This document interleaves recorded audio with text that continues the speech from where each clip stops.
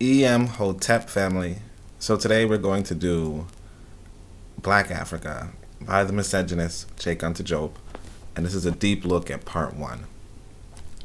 Cheikh A Diop was one of the better African scholars, particularly continental, and particularly in the field of Pan-Africanism.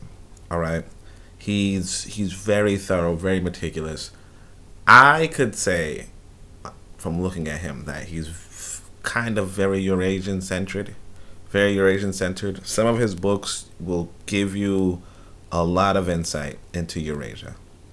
Like a lot of insight into Eurasia.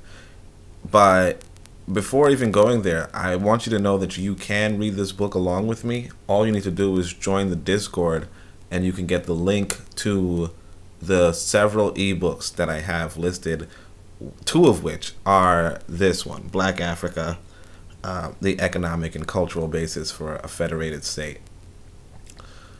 I am Onitaset Kumat, the host of the Pro-Black Perspective and the author of the Book of Power. So what I'm going to do is I'm going to open this book. I actually haven't read it yet.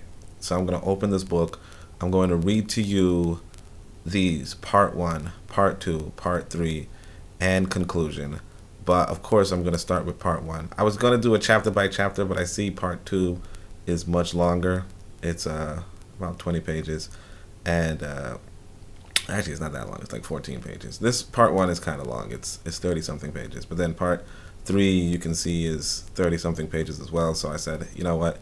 I'm just going to do that. I'm going to skip these. And so this is the table of contents right here. I'm going to skip right here, basis for African Arab cooperation, which is like I said, some people might object to the idea of why would you start off this with, misogynist? Why would you say misogynist? And it's like, well, because African Arab cooperation is something that a misogynist would say. I mean, I'm not saying that. It's just not something I'd write. You know what I mean? Alliances and cooperation are something that is realistic, in the real sense. But I don't know about this. You're welcome to read it. Like I said, you'll have the book available to you. But outside of that, let's begin with part one, just for you. And again, and if you want to look at what it looks like, it's this. You can pause, screenshot, and then you could read it right now. And this is the other stuff if you're really that interested.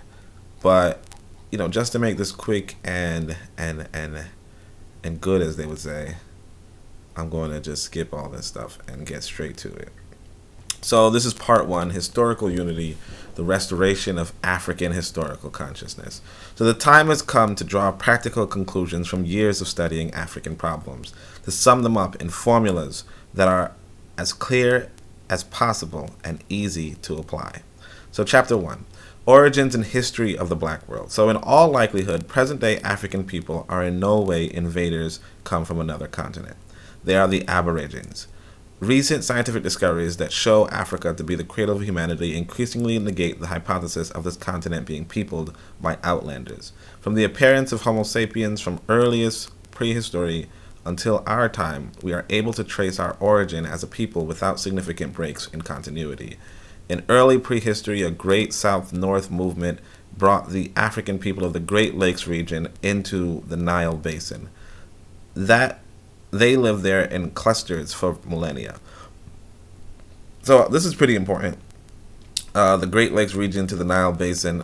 Just one of the things you have to understand about African people is that we kind of congregate around water. Okay, we congregate around water, and what that does is it actually Cheikh A Diop is pretty good at explaining how, like, the southern cradle versus the northern cradle, and how the southern cradle was more water centered and the northern cradle was more fire centered. But yeah, civilizations around water, trade around water, all these things were the thing. So eventually the lakes in Africa do dry up. The Sahara used to be the green Sahel, but when it dries up, the people would migrate elsewhere. And these were the movements and motions of African people all over. And this is why, I embrace a Pan-African approach. Just this understanding that we as an African people have a history of meshing and intermeshing with each other, and we can continue to have that. We can have a future of meshing and intermeshing with each other. But let's keep going. In prehistoric times, it was they who created the Nilotic Sudanese civilization, what we know as Egypt. These first black civilizations were the first civilizations in the world, the development of Europe having been held back by the last ice age, a matter of 100,000 years. Beginning in the 6th century BC, 525, when Cambyses occupied Egypt. And actually, this is another thing I want to say right here. So this is why I would say the misogynist Cheikh A. Diop. Saying that the Europeans were held back by the Ice Age is not taking into account that the European is held back by their own ethical system. They're held back by their own modes of thinking. That the modes of thinking of the Eurasian is actually not just destructive but self-destructive. And what we're seeing right now with Wazungu being like the most advanced, or technologically, if you will, is intermeshing of the southern and northern cradle. But the northern cradle itself, and this is Cheikh A. Diop's own works, and the northern cradle itself is in fact antithetical to civilization. So truly they're imitating. Like it's not that they were held back by the Ice Age as much as they were put forward by essentially African colonization, and the imitation and emulation of the African civilizations. But that's a very important thing. I feel like maybe his wife would have been like, hey, wait a second, let's say something good about Europeans, and it's a disservice. And that's why it's important to, when you read these things, to consider even the home life of a person. Consider how they live, and that will inform how they think. But let's keep going. Beginning in the 6th century BC, 525, when Cambyses occupied Egypt, with the end of the independence of the great black power base, the African peoples until then. All right. Beginning in the 6th century BC, 525, when Cambyses occupied Egypt, with the end of the independence of the great power base, the African peoples until then, drawn to the Nile Valley as by magnets, fanned out over the continent. Perhaps then they came upon small pockets of populations descended from Paleolithic or Neolithic infiltrations. A few centuries later, so he's talking about the great migrations of the Nilotic people throughout Africa. This is again why, and this is consistent with science. But one thing you have to know about Cheikh A. Diop and myself actually is that Cheikh A. Diop and me, we're students of physics. You know what I mean? We're he's obviously a more renowned physicist, but and historian, if you will. But the point being that the way how physicists look at things is like we try to look at it scientifically, and what you will find is that all the evidence, we look at the evidence and then we draw our conclusions, and the evidence points to the people of the Nile Valley became refugees and spread out throughout Africa. So it's just this huge cultural interchange, first going to the Nile Valley, then leaving the Nile Valley. And of course there were still some that remained, there was some so on and so forth, but another scientist, to be honest, is Asar Imhotep. I think he's more of the engineer. I think he's an engineer though. But he was saying that he pointed out that if you go to Kenya, you can see the elders writing in Meta-Nature.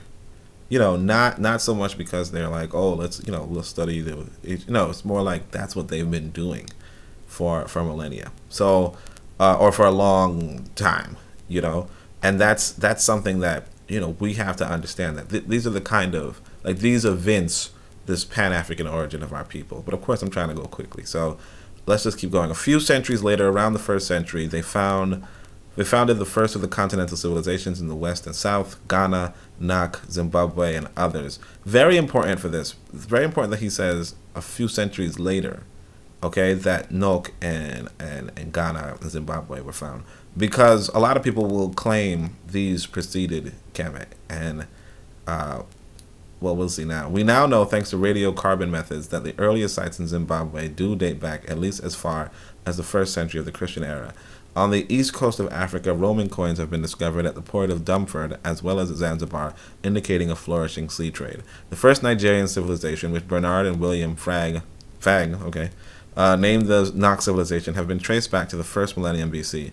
The ceramics found there being radiocarbon dated over a range from 900 BC to 200 AD. So you see, this dating is much after Kemet. Okay, this is much after Kemet. That's really the main point of it. Because some people will say, well, why do some people focus on East Africa or even North Africa, Northeast Africa, as opposed to West Africa, if, the person in question would have had ancestry in North Africa? But the question is, well, if these people from Northeast Africa fled to Western Africa, then it's the same as studying Greece when you're in England. You understand? Or say studying Rome when you're in France. The reality that people and their cultures will disperse, but you still want to see to where they originated. Now, of course, Kemet is not where they originated. Kemet is what is considered the last of the great, the last of the high civilizations, if you will, the last of the great, or one of the last of the great, to be honest, right? But Kemet inherits its culture from the Sahel. So again, there were these Great Lakes, and after that dried up, that's when you have, first, I call it Kennesu. Some people call it Kush. Some people call it Ethiopia. Whatever you want to call it, but whatever you want to call, our ancestral legacy. But eventually, they created a colony known as Kemet, and then that colony known as Kemet fell, and those people dispersed and made other civilizations. So it's really important. And a thing to also remember is that Western Africa, sometimes at this point, might have just been a forest. So that's another thing to consider. Until the lakes, dried up and so on and so forth, it could have just been a forest. So a lot of terraforming was involved, because even Kemet, I want you to know, it used to be a lake. It used to be a swamp. So it had to be terraformed in order to be occupied. And I'm starting to reconsider if I'm going to do part one. But let's see. The Tariq as-Sudan tells us that the city of Kukia on the Niger, former capital of Songhai, before Gao, was contemporaneous with the times of the pharaohs. Okay. So, however, we do know with certainty that in the 8th century AD, the Empire of Ghana was already in existence, extending over all of West Africa, right to the Atlantic.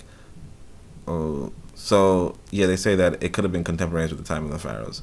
But, the question is, what pharaohs? That's the question. All over West Africa, right to the Atlantic. So we can see... Oh, no, and of course, the thing I want you to understand is that Kemet stretches back like 8,000 years. You understand? So that's another thing to remember. It stretches back like 8,000 years. Or at least African civilization, as we know it, would have at least been 8,000 years. Much longer. So that's one of the things that... and that's really what's really at play here. Just the idea of, can we look back at what we were doing 8,000 years ago? And when we do, that's when we let go of like a Western African or an Eastern African or a Southern African identity and say, oh, we are an African. Like, we have an African identity. And that's really what it's about. Well, let's keep going. However that may be, we do know with certainty that the 8th century of AD, extended all over West Africa, right to the Atlantic. So we can see that the African states of the Middle Ages... Let me actually make this a little bigger, though. Hold on a second. We're going to put it to 125. Let me see, 150. All right. So we can see that the African states of the Middle Ages had come into being practically when Egyptian Sudanese antiquity came to its close. The Nilotic Sudan was finally to lose its independence only in the 19th century, and its old eastern province of Ethiopia would retain its identity until the Italian occupation of 1936, barring which it never lost its independence. That being the case, Ethiopia is, in point of fact, the oldest state in the world. Ghana lasted from about the 3rd century AD until 1240, to be succeeded by the Mali from the date to 1464, ascension of Sunni Ali, founder of the Songhai Empire. The dismembering of these nations were effectively completed in the 19th century by the European occupation of Africa. The breaking up went on apace. What we saw then were tiny kingdoms, each jealous of its own independence, such as those of Cheikh A in Senegal, conquered by General Louis Faidherbe under Napoleon III after a fierce resistance. The kingdoms of East Africa, with trading cities on the coast, prospered from the end of classical antiquity until the 15th and 16th centuries, when they fell to the Portuguese. The kingdoms maintained a lively trade with India, Siam, and the Chinese Far East, evidenced both by chronicles and by Chinese potteries found there. It is hard for us today to picture the opulence of the authentically black trading centers of that period. Father Gervase Matthew of Oxford, in relating Swahili tradition, mentions that in these cities there were silver staircases leading to beds of ivory. Just imagine the opulence. Silver staircases leading to beds of ivory. Such luxurious furnishings are barely imaginable today. The houses built of stone rose to 5 or 6 stories. The people were authentic jet black Africans. Their women had shaven heads, as in Ghana. And that's really interesting too. Sometimes, like one of the things I notice in the continent is that the women do not wear long hair, too typically, more or less.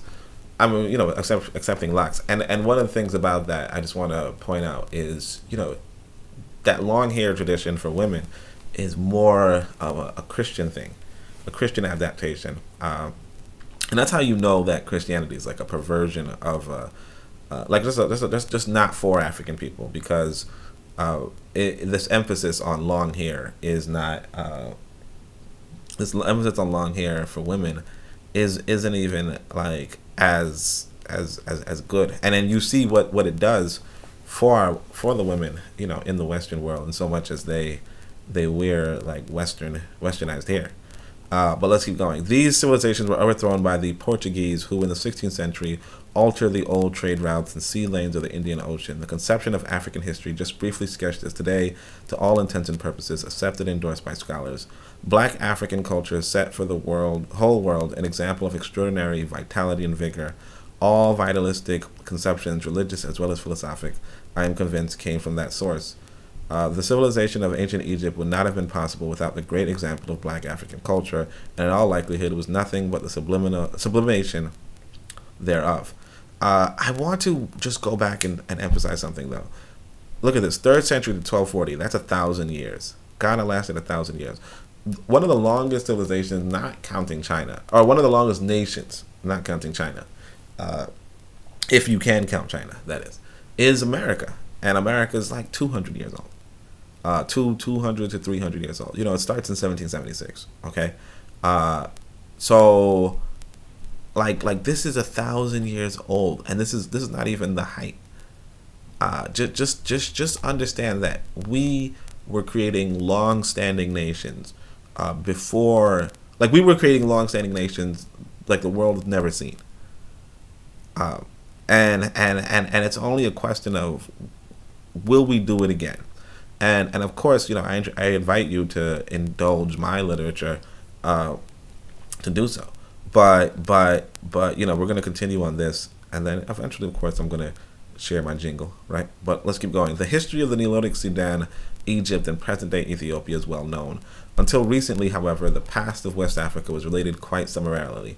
We have felt it necessary to bring this past to life through documents we have had at our disposal and by establishing a socio-historical analysis covering 2,000 years. The old political, social, and economic organization of Black Africa over those 2,000 years, the military, judicial, and administrative apparatus, the educational setup, the university and technical levels, the pomp and circumstance of court life, the customs and mores, all details which had been presumed lost in the deep, dark past, we were able to bring strikingly and scientifically back to life, especially insofar as West Africa was concerned in L'Afrique Noire pre-colonial, pre-colonial Black Africa. A similar work should be undertaken for the Benin Ife civilization. What would be of special interest there would be the fact that even in its ideological superstructure, the civilization of Benin borrowed nothing from either the Semitic or the Aryan worlds. On the other hand, it does display a close relationship with ancient Egypt, as might be expected. Its art, in a certain measure, represents African cultural classicism.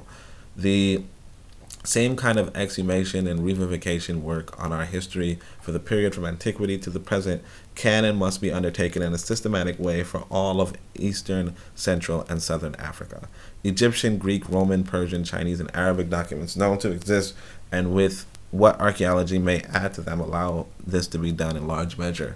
Now, nowhere in African history are the holes that cannot be filled in.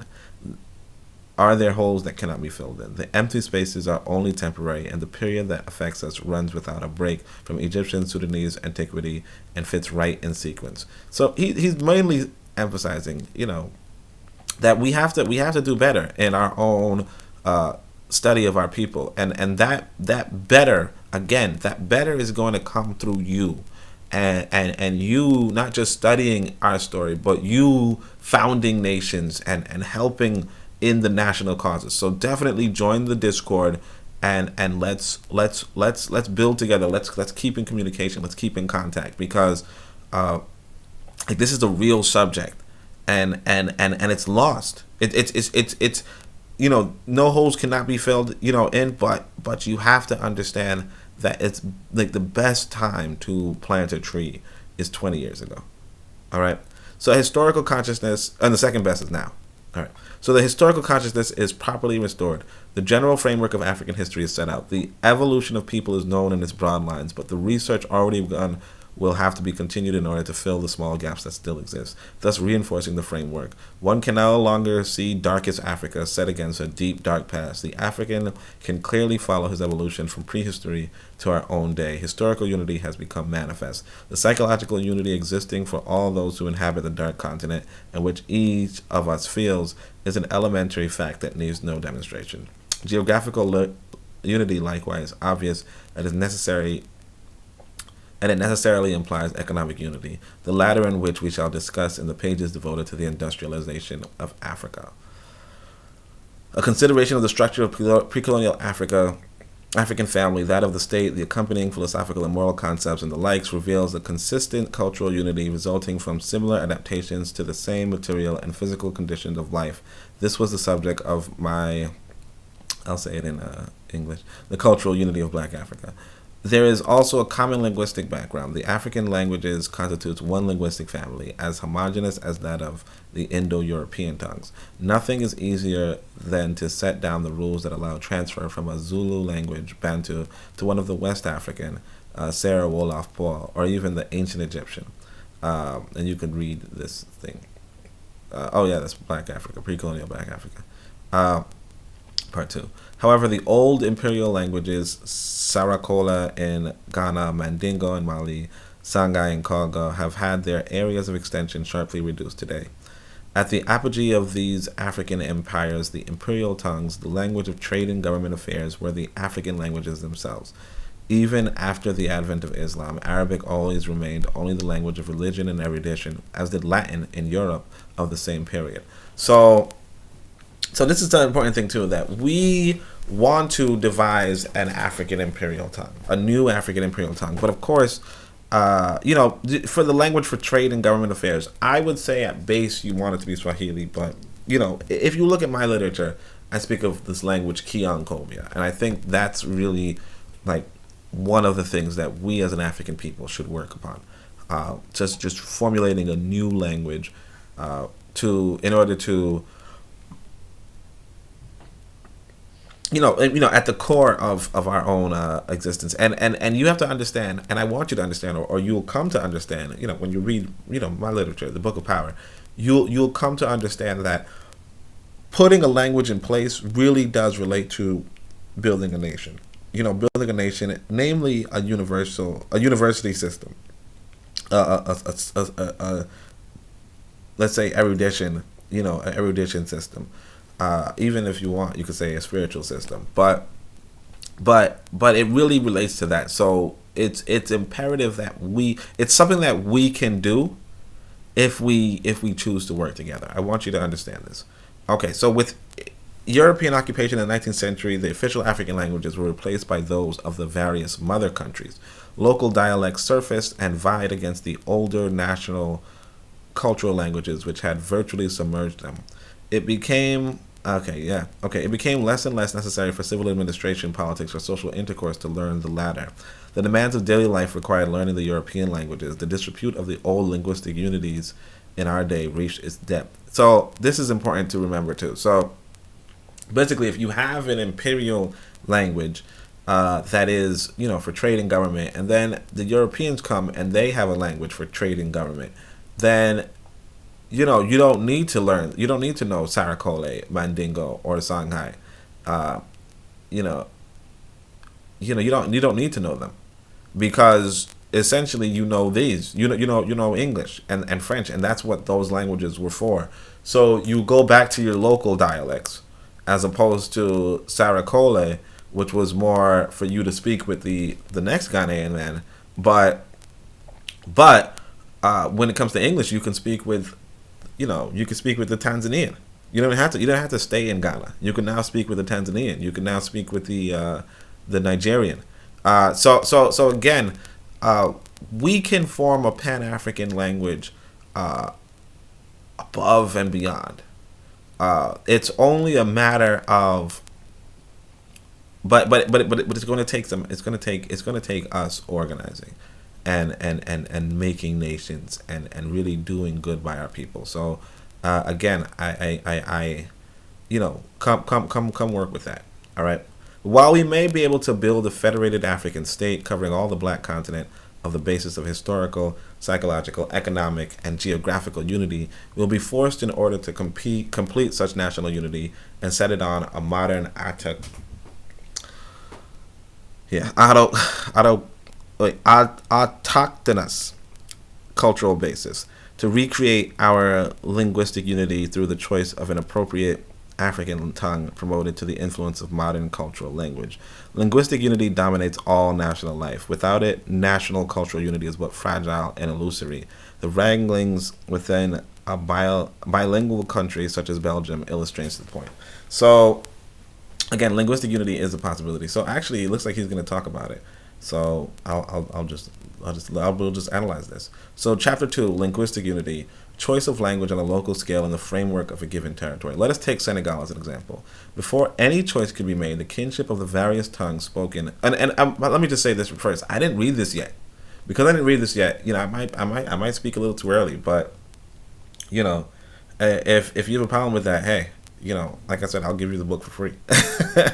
I'll give you the book for free, and you can read it yourself. But for those of us, who wanna, who may want to hear from somebody while they're reading it, just continue. Otherwise, like I said, click the link below, join the Discord, and then say, Oni, give me that book, and you got it. All right. Linguistic unity, choice of language on a local scale in the framework of a given territory. Let us take Senegal as an example. Before any choice could be made, the kinship of various tongues spoken in Senegal had to be demonstrated, which may not be as easily done in other territories. By setting our linguistic rules that would allow passage in a systematic way from Wolof forms to Serer, Peul, Tong, Kuala, and Diola, we demonstrated. Oh, these are countries. I thought they were people. All right. We demonstrated the deep kinship, the cities, Serer, Paul, Tonkoler, and Diola, were demonstrated the deep kinship uniting the various segments of the Senegalese population. The importance of this demonstration is that it shows us a kinship, the ignorance of which had kept alive until the present local particularities, Serer, Diola, or Tukaler, at times as effectively uniting as many nations. Quite objectively, in a country such as Senegal, Wolof is the obvious choice for a national language, a language of government. All minorities are nearly bilingual, speaking Wolof in addition to their primary language. It can be seen that within the local context, cultural languages such as Paul, Tukaler fall into the class of minority groupings, whereas it is quite another matter in regions such as, say, Fouta Djallon or the northern Cameroons. Elevation of the selected language to the level of modern cultural and government language. It is Wolof that researchers today are trying systematically to introduce all the concepts required to convey the exact sciences, mathematics, physics, philosophy, and so on. An appropriate Senegalese government will one day apply a cultural policy aimed at favoring the development of the language in optimal order. It will be necessary to use artificial but effective methods such as founding literary prizes, translating scientific works, creating a national commission to draw up academic dictionary, and various specialized ones for mathematics, physics, philosophy, and so on. So this is a start. This is a start. Even now, I mean, when I say start, what I mean is if you want people to learn the language, again, I emphasize this in my literature. If you want people to learn the language, you just need them to know it in order to qualify for higher education. Okay, that's really as simple as it gets. And I say this, and like I said, it's sometimes what they call Occam's razor, or even just keeping it simple. You know, I have a friend on the continent. You know, like I said, in Tanzania, she knows Swahili. I told her, oh, it's too bad because she has a young son now. So I said, it's too bad our sons can't speak to each other because she speaks English with me, but she knows Swahili, and she says, no, I'm teaching my son English in order that, you know, he can have a, you know, in order that he can, you know, like she's teaching her son English. And when I think about it, it's like she would teach him English in order that he can be integrated into the economy that prizes English. You see what I'm saying? Now, if the economy of Senegal does not prize Wolof, right, and that's something that can be done easily, you know, to make it prize Wolof. If it does not prize Wolof, let's say as much as it prizes French, then people will learn French. You see what I'm saying? Like sometimes it's about keeping it very simple.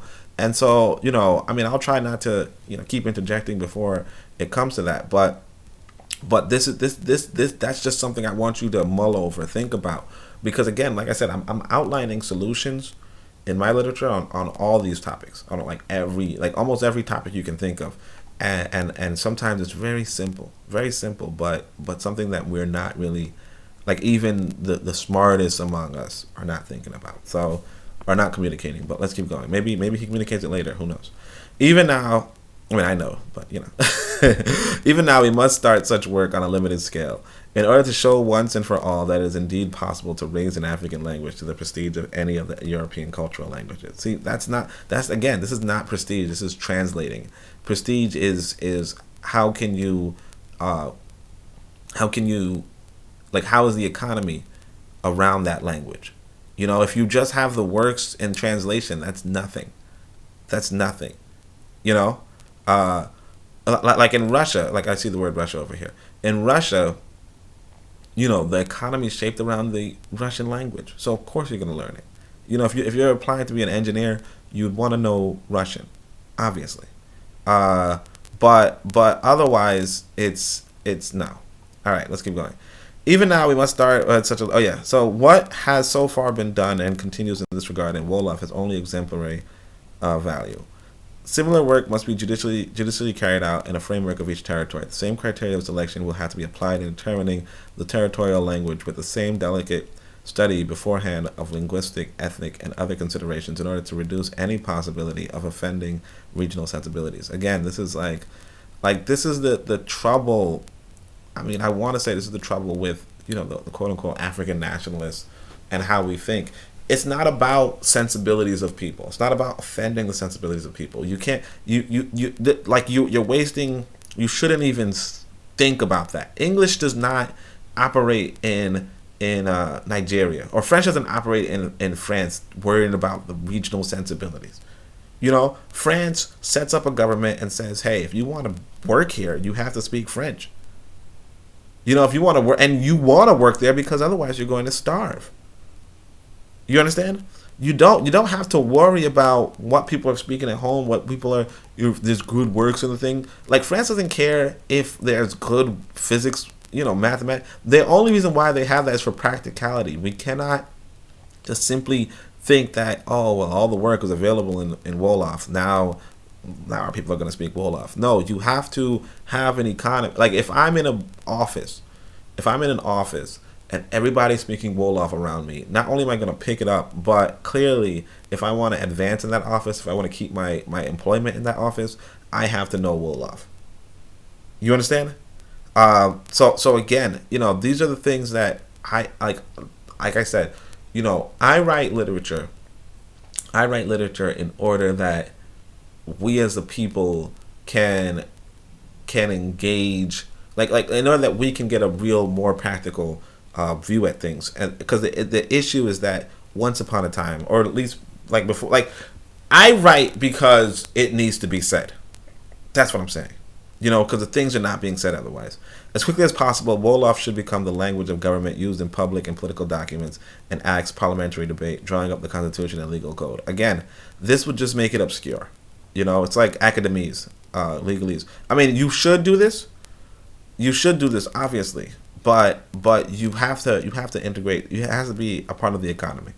Until now, we have been in a period in which knowledge of the colonizing powers' language was a prerequisite for holding any public office. See, there you go. Especially that of deputy or legislator. But this is economics. You see, if you want to hold, it's the thing is, white people hide things in plain sight. White people hide things in plain sight. But it's not even from white people. Again, you go back to ancient Kemet. This is how we were in Kemet. Okay, like in order to be into a position, you had to go through the educational system that taught you the meta nature and so on and so forth. And this was like a 40-year system. But again, the idea is that if you wanted to have higher employment, you would do that, and this would motivate parents to teach their children to learn these languages in order that they can themselves become, these seshat, these scribes, so on and so forth. You understand? But again, this is the main thing here is the economics. It's not like, all right, participating in debate in the French Parliament made this indispensable. It is a paradox to continue such a state of affairs in any given African state. Again, not a paradox. If you're trying to be in the French Parliament, yeah, you have to speak French. Duh. The major part of the population in any territory is still totally without knowledge of French. Who cares? Who cares? Again, who cares? One can see that to elect people's representatives on outmoded criteria is patently inadequate and unjust. Like, what are you talking about? Using the colonizer's language is a convenient way to avoid facing the true complaints of the population who may be illiterate but are not without good sense. I mean, I get, like, this is like a moral argument that, like, it's kind of getting away from the it's getting away from like the meat and potatoes, if you will, and that's an American phrase for basically, like, come on. I don't want to spend too much time. Let me see how much time I'm at. Yeah, so I'm trying to go a little quicker. Choices of language on a continental scale. When our demonstrations in Wolof have gone far enough, they will have proved that in due time it will be possible appropriately to choose one of the major African tongues and promote it to the level of sole governmental and cultural language for the entire continent. It will cover all territorial languages in the same way that Russian is overlaid on the language of each socialist republic within the Soviet Union. Again, this is economics. It's not you don't force it. It's economics. We can do it. The choice of such languages will have to be made by a competent interterritorial commission imbued with deep patriotic feelings, forswearing any hidden chauvinism. Again, like, no, you could just do it. You know what I'm saying? Like, you could just do it. Like that's the trouble. Like, the English do not say, well, let's consider deeply. They just speak English, and they're running the economy. So they say, oh, if you want to work here, you speak English. This is like, we don't have to debate whether it's going to be Swahili or not.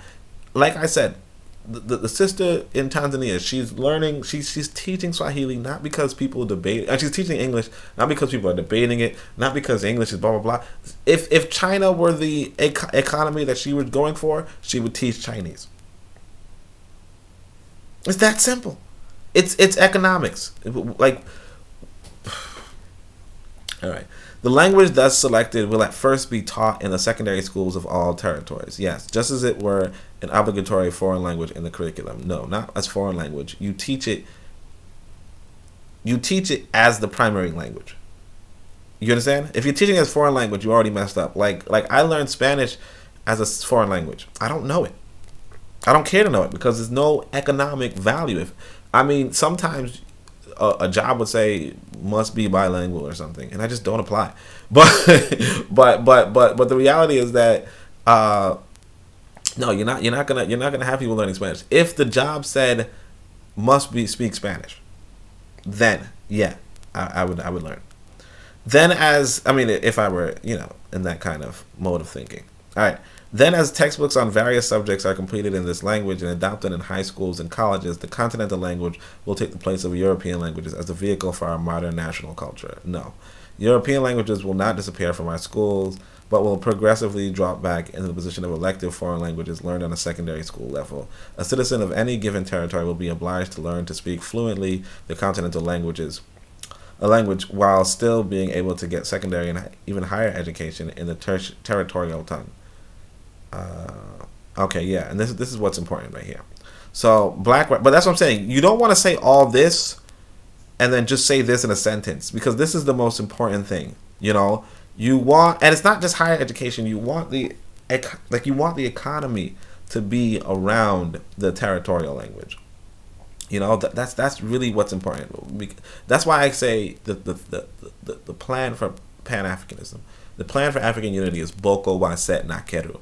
Okay, Boko would be the like you say, the secondary education, whatever. Waset would be the higher education, and Keru would be the economics. Be the economic employment, so on and so forth. It's Boko Waset not Keru. If you just do this, that's nothing. That's not having a school that's available in Swahili, and having a school that's available in English, and having an economy that's English. People will go to the English economy, and people will go to the English school. I'm just saying.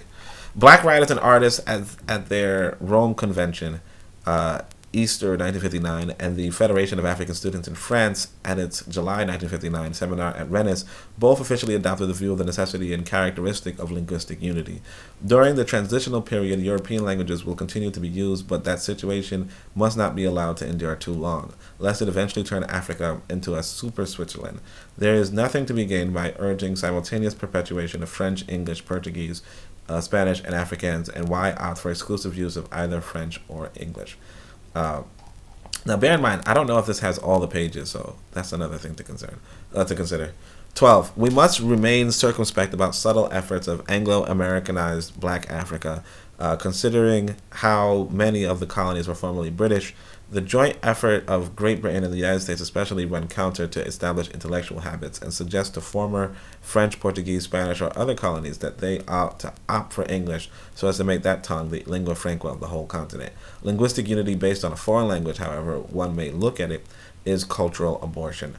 It would irremediably eventuate in the death of the authentic national culture, the end of our deeper intellectual and spiritual life, and reduce us to perpetual copycats, having missed out on our historical mission in this world. So before we even go on to that, this is interesting. I think this is an extreme case. I don't think that's the case. What would happen if English were the lingua franca? I would not personally encourage English as the lingua franca. I don't think English should be adopted as a lingua franca, but this is just kind of like it's not really the case, because somebody could easily say, well, what if we had Swahili as the lingua franca? Although, again, I would promote Kiankopia. But what if we had Kiswahili as the lingua franca? Wouldn't that also be the death of authentic national cultures that are not Swahili? The question being, well, of course you could say, well, Swahili would have a more spiritual or more relevant Black African heritage, but again, it's a question all in and of itself to even give so much to that, and again, the culture, the national culture, is not entirely based upon the language. This is again why I like what I would say for one of my favorite essays in my own book would be on Ma'at. And Ma'at, even if you express Ma'at in the English tongue, like the basis of it is more so reciprocity than like the words articulated, and that's really something. So, although I do like, I would not personally promote this white language. Obviously, I mean, I can't say I wouldn't. I mean, because obviously I'm promoting it by speaking it, but but again. And you could even say the same about Cheikh A. Here, speaking it, if this is his writing, I don't know actually. It could be a translation. Actually, I think it is a translation. But the idea being that, yeah, like you could still articulate in English. I mean, yeah, maybe there are some concepts you can't articulate, but that's the limit of language in and of itself, and that limitation can be in Swahili or wherever, and that's really like what's fundamentally like needs to be like that's something that needs to be addressed right now. But let's continue. Anglo-Saxon cultural, economic, social, and even political hegemony would thereby be permanently guaranteed throughout Black Africa. I don't know. Like hegemony, no. Like again, you could. All right, we must remain radically opposed to any attempt at cultural assimilation coming from the outside. None is possibly without opening the way to the others. But again, you see, this is the irony of us in the English-speaking world, in so much as we are not opposed to cultural assimilation coming from the Anglo-Saxons because we're promoting the Anglo-Saxon way. We are going to Africa and we're speaking English. You understand? We're writing books on Africa in English. So we're not necessarily truly radically opposed from any attempt. Just saying. One might say that it makes no difference to a Wolof speaking African whether he adopts Zulu or English or Portuguese. See? All right. This is just not so. An African educated in any African language other than his own is less alienated, culturally speaking, than he is when educated in a European language, which takes the place of his mother tongue. And so that's a good point, right? Likewise, a Frenchman who got an Italian education would be much less alienated than if inculcated with Zulu or Arabic in place of French. Such is the disparity in cultural interests which exists between European and African language, something we must never lose sight of. And some people will, of course, raise the point of how much Swahili was Arabized. I think that's another thing. That's why I want to do. I would promote Kiankobia, as to say we would invent a language that might necessarily be based off of Swahili, but like de-Arabize it, entirely. But yeah, I mean, this is actually a fair point. But again, the extremes of hegemony and the extremes of irremediably, the depths of authentic culture, like that might not be so. Like the Zulu who speaks English. The Wolof who speaks English does not have a dead culture, necessarily. You see what I'm saying? If you understand Wazungu's culture of let's say Isfe, or just as an exploiter, you can counterweigh their culture regardless of what language you speak, and that's really what I would say. European languages must not be considered diamonds displayed under a glass bell, dazzling us with their brilliance. Our attention must rather be fixed on their historical development. Creatively, we discover the similar paths are open to all. The influence of language is so great that the various European mother countries feel that they can afford to withdraw politically from Africa without great loss as long as their linguistic presence remains in the economic, spiritual, and cultural spheres. Again, like we have to understand nations. This is the reason why I was even promoted to write a book in the first place, because we don't understand nations. The nations are for the economy, more or less. Okay? You could also say spiritual and cultural spheres, but they're for the economy. So if you're still in the economy, if you still control the economy, you technically still control the nation. Okay. They assume that one-time colonies will officially retain the colonizer's language. Anything else would be disappointing, ungrateful, and unacceptable. Such a design is impossible of realization, even though former colonies continue to honor the tongue of the mother country as the prime foreign language in high school curricula. We are not at all talking of a radical cultural severance. Because of the huge difficulties to be overcome in mastering the African linguistic mosaics Some observers in Europe are convinced that we will not be up for the challenge, that we will be unable to undertake a change requiring so much human energy, so much intellectual lucidity, so much creative thinking. If they do actually snare, they are nonetheless sure that the driver for African cultural unity will fail. Cultural surrender is a foregone conclusion. In view of the ignorance of vital problems that extends to some of our most responsible political leaders, political independence to a certain degree is, yes, what they envision now. None of what makes for the greatness of modern nations in national, culture, or even economic infrastructure will, when all is said and done, ever exist among us, they assume. On the other hand, they firmly expect perpetuation of a cultural mix they create, and one can already hear the pseudo-dialectical phrases that will be used to try to legitimize such a state of affairs in the name of efficiency, progress, planetary unity, and what have you. Again, people, I feel like Joe, among other people, are overemphasizing like how much white people like care.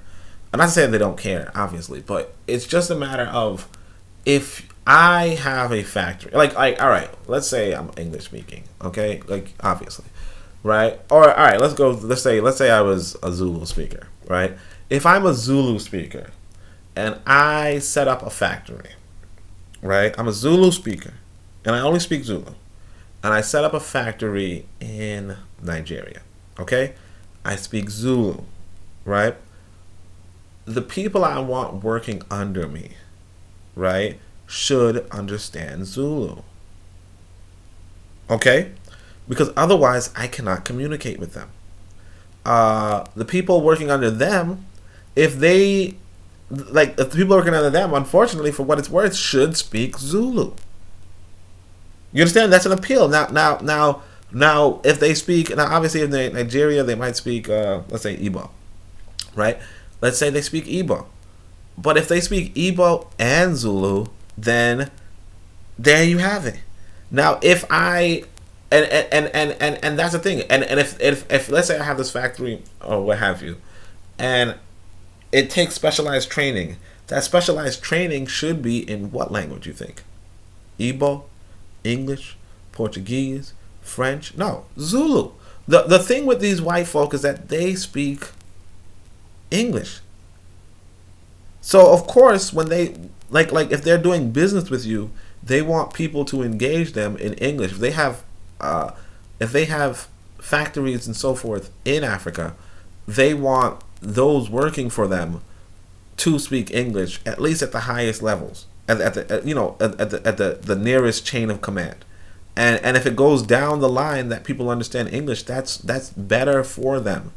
And people who will try to work into these positions and escalate into these positions will want to speak the language of the person in charge, because that's what the person in charge wants. It's saying, hey man, white people just want us to, they want us to be in perpetual service. Like I don't it's a possibility, but the reality is that from a practical standpoint, that's like there's a practical standpoint as well, a very simple practical standpoint. I hope that benefits you, the listener, because I know you're saying, well, Oni, this is a long ass yeah, well, our generation is out of luck, so to speak, in what we will not be able to avoid the intellectual storm willy-nilly. We will be forced to take the bull by the horn, to rid our minds of intellectual formulas and tidbits of thought in order to enter resolutely upon the only truly dialectical path toward the solution of the problems that history forces upon us. This connotes active research in the most authentic meaning of the term, by clear and fertile minds capable of proposing effective solutions and realizing them without intellectual guardianship. Historical circumstances now demand of our generation that it solve in a felicitous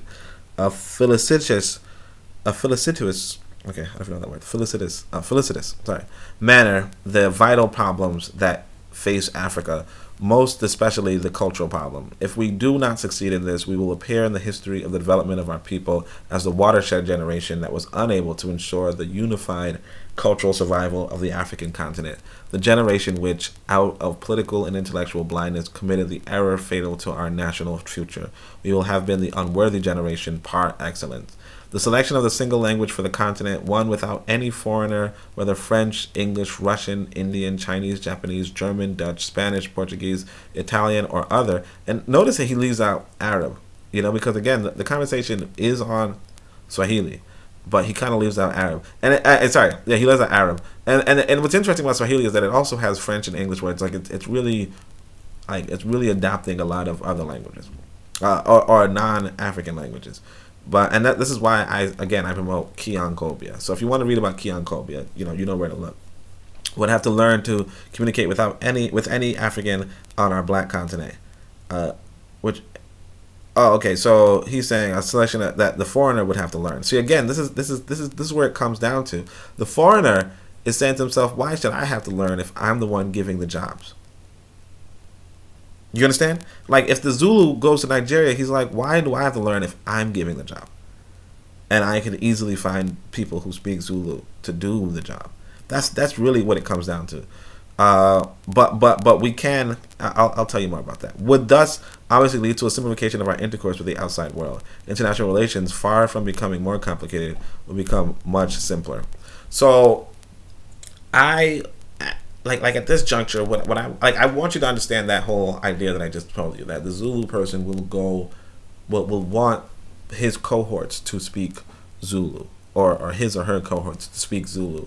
And this comes from a wider integration of the economy with the political structure and the cultural apparatus, and this unity of the political, cultural, and economic apparatus I would call Boko Waset Not Kedro, and I outlined that in my own book. So what I want to do now is I'm gonna take a little break. Gotta go pay some bills, I guess, right?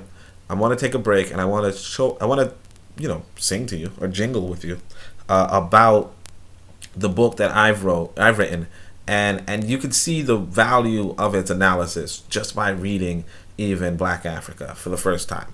So I want you to look into this. I want you to listen to this song, listen to the lyrics, and I'll speak with you again. We're gonna continue this. It's coming up long, yes, but we're gonna continue this. And if nothing else, please look into the Discord, and please look at trying to get for yourself this book, The Book of Power.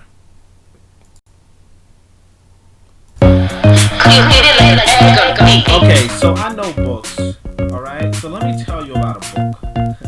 Alright, check it. So the goal and objective is to be selective, elective for knowledge with the black directive, checking sources, heritage, and legacies, with the brilliance to defeat our nemesis. The Book of Power, so aptly named, esteemed and famed for informing the brain, and doing the same as the ancestors before us. Sankofa, that's the life chorus. Wisdom is the key against dangers, and the teams and leaders will lead the changes. We are doing Africa with no strangers. Do you hear us? Okay, hold on, we can't continue to beat the second fiddle. African power is the end of the fiddle. Let's build a nation, the lights which never existed. The motto heretofore, we persisted. Better, we resisted. Best, we building. We'll raise the roof and break through the ceiling, peeling away the chains we were given to stop just surviving, start thriving and living. Africa's about to host superpowers. China and US back up with time hours. No one can be free without freeing themselves, but freedom is shown and owned on bookshelves. The Book of Power, a key for liberation. There's no domination where there's education, because ignorance is man's main weakness. All of exploited the streets don't teach this. Send the pages of sages, king and queen, Akapong, Delaney, Dessalines, Nyere, Garvey, and Zinga, and Cooks. 500 pages surpassing most books. The task is told to bring up a continent. You will hold the tone for the confident. Have some pride and push forward your chest. Your leaders are reading one of the best. The book has science, covers violence, self-reliance, and does away with silence. The time has come for the work to get done and build up a land that is second to none. We'll organize, technologize, strategize a new Africa before our eyes, and blackness will be the complexion we see anytime we envision what it means to be free. So come join minds, read what is written. Here be solutions, no longer hidden. Nothing works in theory, all that works, works and works. So it's time to put ourselves first. Change the leaders and lead the changes. Tell your friends, family, and neighbors. Change the leaders and lead the changes. Tell your friends, family, and neighbors. Change the leaders and lead the changes. Tell your friends, family, and neighbors. Change the leaders and lead the changes. Book of Power. So the Book of Power can be purchased on Amazon. Just click on the link below. Alright, send me on tap. Tulende ma'a, tushinde is fek. Tulende ma'a, tushinde is fek. Tulende ma'a, tushinde is fek. Hotep. All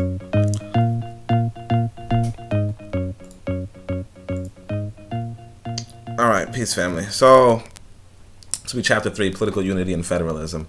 I'm going to try to move a little faster, obviously, but let's keep going. The historical significance of national liberation movements in colonies, especially those of Black Africa, is no longer open to question. It is now readily admitted that this powerful decolonizing drive is as significant as the national movements of Europe during the 19th century. Apart from those colonies, hold on a second, largely peopled by, let me just make sure that's okay. Apart from those colonies largely peopled by Europeans, where resistance is inevitable, with few exceptions, there is less and less violent opposition to the development of the movement. The new tactic rather consists in trying to direct it, channel it towards non-socialistic forms of the so-called Western type.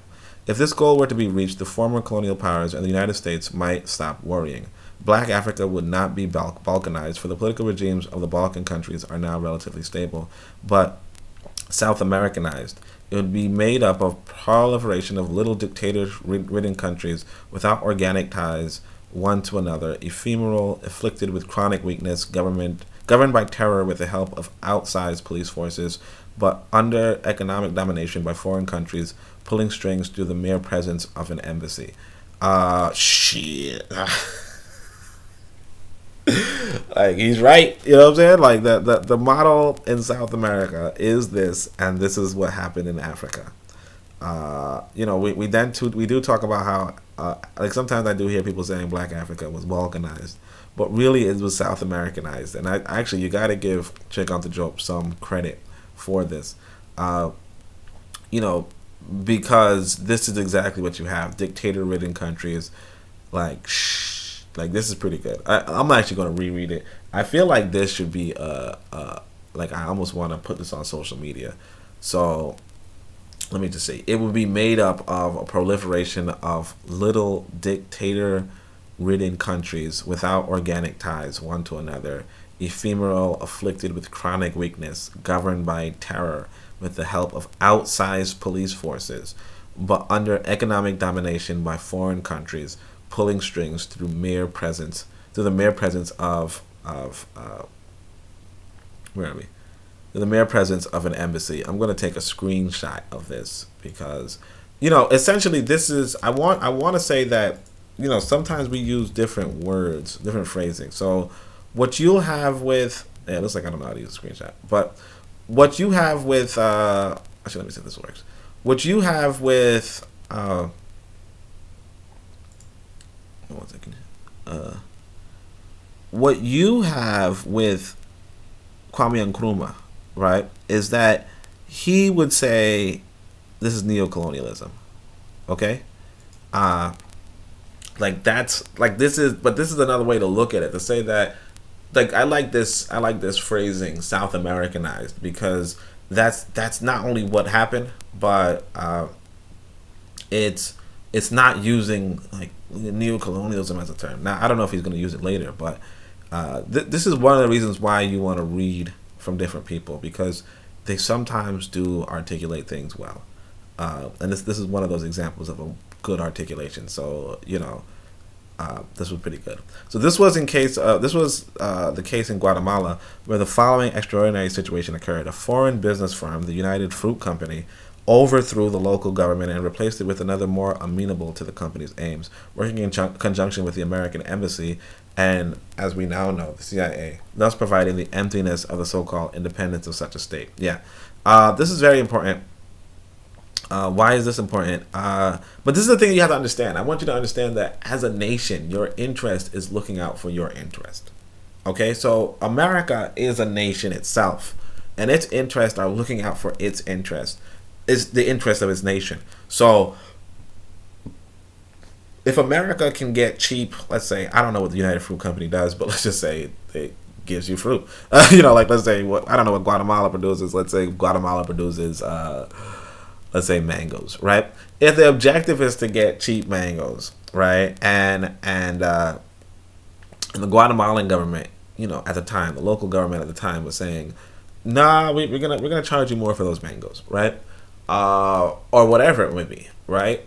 Then it's in the interest of America unfortunately, for what it's worth, it's in the interest of America to say no. I want cheap monkey. I want cheap mangoes, and I'll do whatever it takes to get those cheap mangoes. And unless you can stop me, which apparently you can't, then I'm getting cheap mangoes. You understand?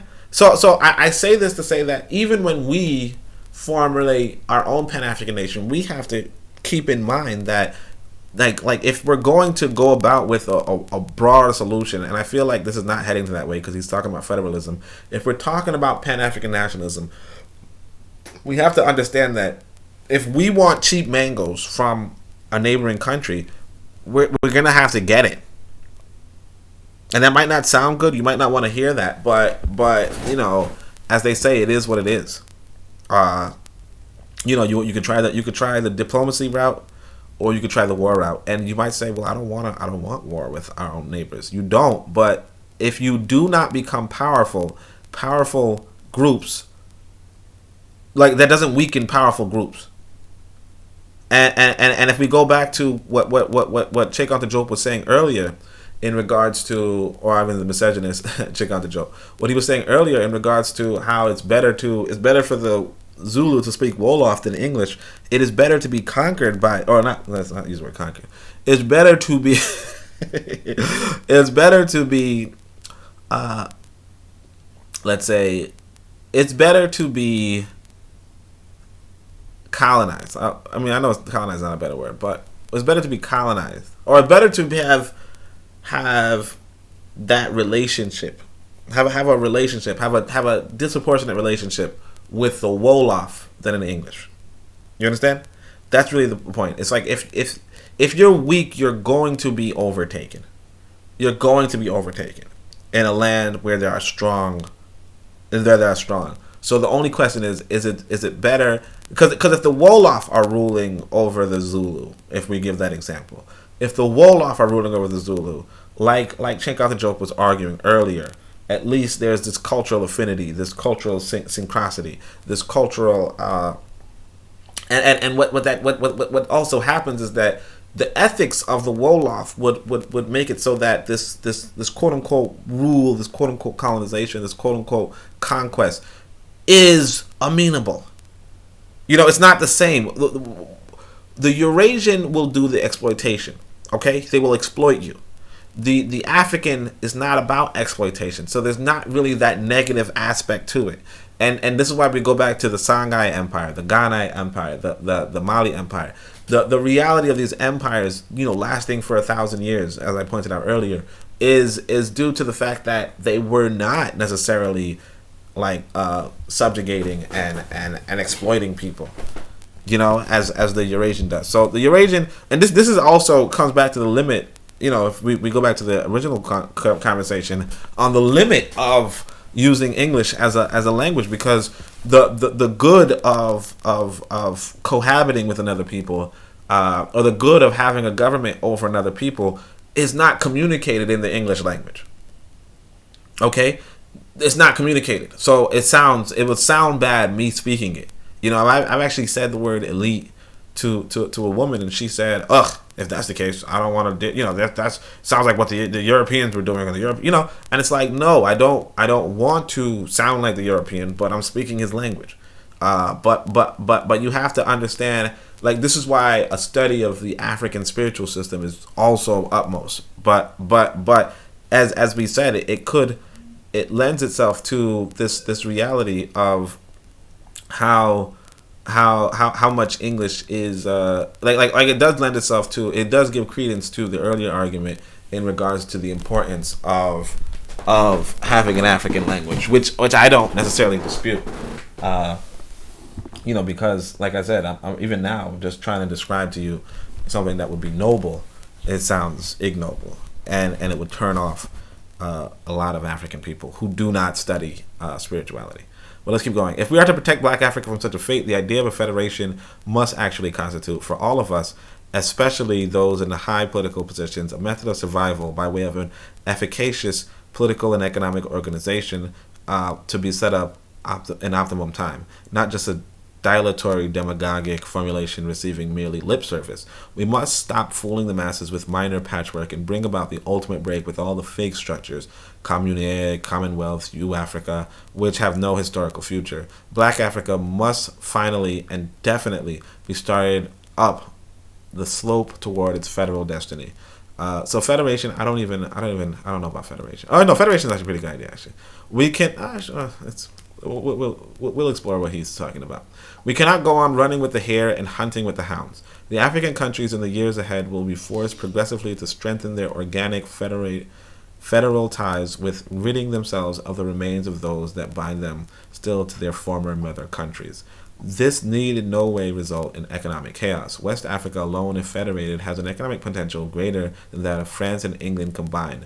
That is, greater than that of the two countries most likely to impose economic sanctions against us. Naturally, that economic potential, now that's a really important thing to see, that West Africa, if federated, would have more economic potential than two of the larger economies. Obviously the United States is bigger and there's other large economies as well, but two of the ones that would be the most likely to impose sanctions, it's like, oh, who cares? We're freaking West Africa. So that's something to bear in mind. Impose sanctions on us. And this is actually something to realize. I want to say this. So there's another misogynist named Nkrumah, and he was opposed to regional federations. So Nyerere, who was another Pan-Africanist, was saying, hey, regional federations are a good thing. And he was trying to get East Africa into a federation. And Nkrumah it's documented that Nkrumah might have sabotaged, or not might have, but let's just say you read the document, it looks, I don't want to say firmly, I wasn't there, but let's just say Nkrumah sabotaged the East African Federation, or the East African Confederation, whatever you want to call it. But let's just say Nkrumah sabotaged it, because it's like, that's not Pan-Africanism. That's that's a East African, East Africanism. It's an argument, but I wouldn't like this would have put us forward. This West African Federation would have put us forward. The East African Federation would have put us forward. And now we're still in the South Americanized state, partially due to, I want to say the male ego, if you will, or Nkrumah's ego, but it is what it is. It's not just Nkrumah, obviously, but these regional federations. But again, I like, me personally, I just want to say this. I look at Africa and its movements and everything that's going on in the world from the perspective of, like, if people are working, if people are organizing, if people are doing stuff, just let them do it. As long as they're not a Scotty, okay? As long as they're not a Scotty. But if people are doing stuff, just let them do it. It might not be the best thing. It might not be your solution. It might not be what you want, but you work on what you want. You don't work against what others are trying to do just because they're not doing what you want to do. That's really what it comes down to. Because even if this thing fails, it might put forth an infrastructure that can make what you want succeed. So when I see things like this, or anything, African free trade, whatever, I just say, I just applaud. I just wait for the juices. But my thing is this: I'm looking for us as a people to indulge in Pan-African nationalism, which would basically be, we have a nation that grows in Africa, that we develop a nation in Africa. Naturally, the economic potential has to be developed. This creates problems of manpower and investment. In part 2 of this program, we outline the path which can lead to the success of such an undertaking.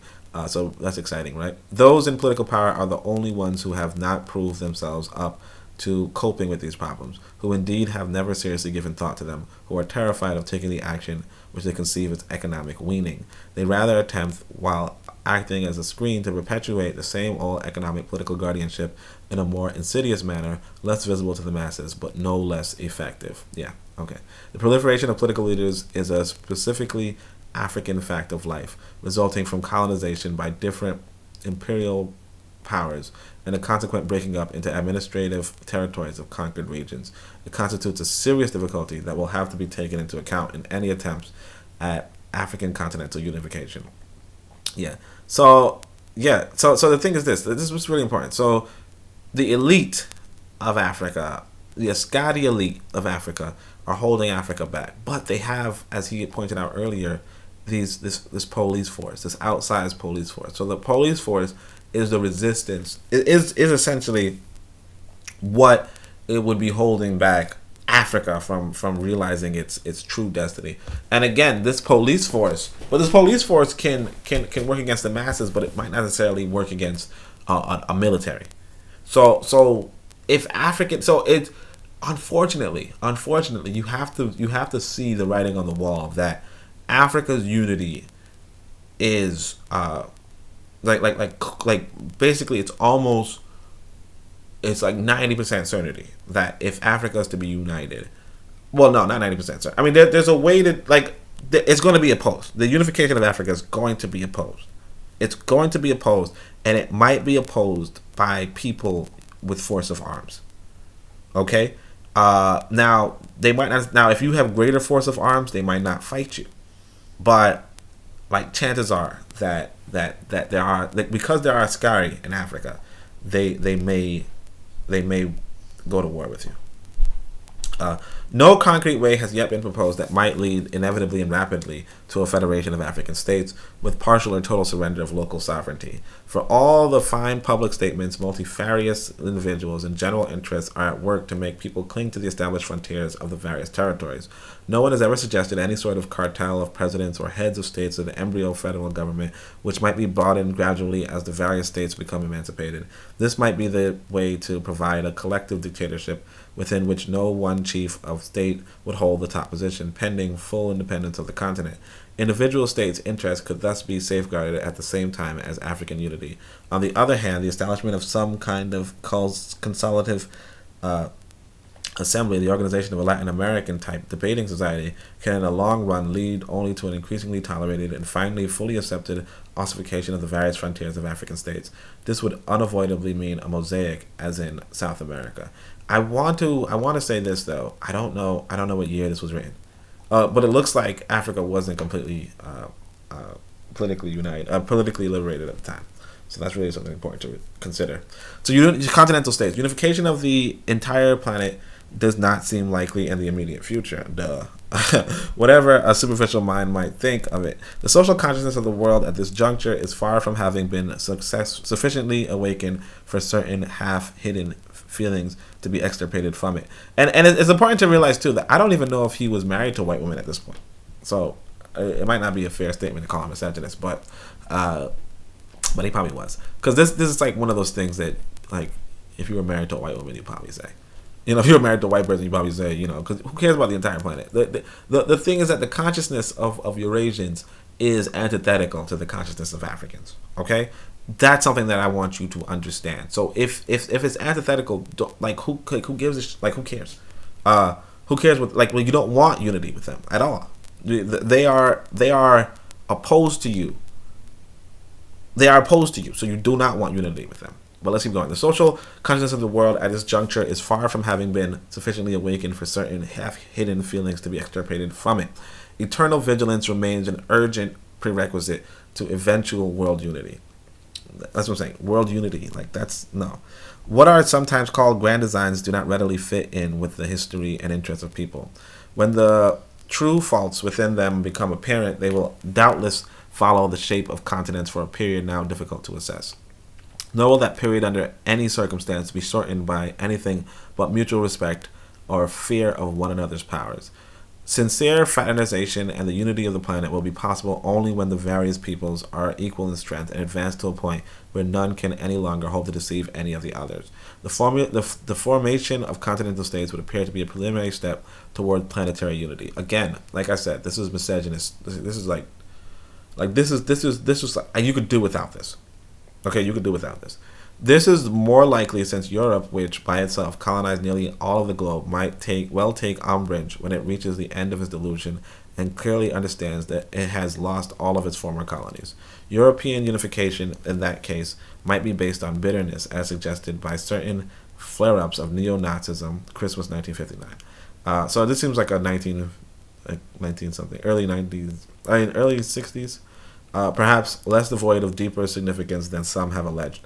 Europe might well turn in upon itself and adopt a neo-nationalism encompassing all of Western Europe. And yeah, this is pretty much what we know. Hunger in the year 2000. So he's going into the far future, which is actually our past. A short-sighted political leader might today drive his country toward catastrophe. Despite all the improvements in living conditions that can be anticipated from the amazing accomplishments of science, some problems, such as feeding the Earth's uncontrollably growing population, will not be solved in the near future. Scientists are already wondering how you will feed the 6 billion inhabitants of the globe in the year 2000, less than a quarter century from now. So obviously, if it's less than a quarter century, the year 2000, so this is like written in the 1970s. Okay. This is of such urgency that a branch of the United Nations, the Food and Agricultural Organization, was given the job of studying world hunger. All it came up with is a suggestion that the underdeveloped countries be fed on fish meal. Other scientists have been urging the cultivation of algae. Some influential American groups have even recommended to their government that its foreign economic aid be restricted to those underdeveloped nations which agreed to limit their birth rate. This is an obvious Malthusian approach. So I want to say this, that, okay, first off, what you have to understand is this is Europeans trying to solve an African problem. That's already problem number one. Problem number two is like the issue, like the problem of feeding your people is a real problem. And we have to, as African people, we have to consider the political ramifications of not considering feeding our own people. That's something that's not spoken of enough. But let's keep going. So it's like we might be critical of white people's solutions, but white people are not supposed to have solutions for your problems. You're supposed to have solutions for your problems, and you're not considering these while you're whining about whatever other thing that might be in the news. You know what's the primary focus for African people is hunger, and not just in the year 2000, obviously, but hunger in like today. Hunger today. How are you solving the hunger problem today? And this is why I invite you to come to the Discord and let's really indulge and engage this topic because you know this is the utmost. People are dying. Repopulation of Africa. It is clear that the continent, such as Black Africa, the sole victim of slavery in modern times, with 100 to 200 million people killed or carried away. I wouldn't say the sole victim, but yeah, can only turn a deaf ear on any such suggestions. Our continent, with its demographic emptiness, has an imperative duty to apply a systematic policy of intensive repopulation in optimum time. Black Africa contains sufficient sources of natural energy, raw material, and foodstuffs to feed and sustain such a population. It must avoid in the future becoming the receptacle for the rest of the world's human overflow. It cannot consider large-scale immigration from abroad, even for its least populated regions, such as Central Africa, until it has regained a strong national personality capable of assimilating the outlander instead of vice versa. So yeah, that's very important. You know, like you already see this was like he said, this was like 40 years ago. White people are considering going to Africa, populating Africa, and then what you're gonna have? You're gonna have the beautifully black complexion fading away. You're going to have the beautiful black languages disappearing.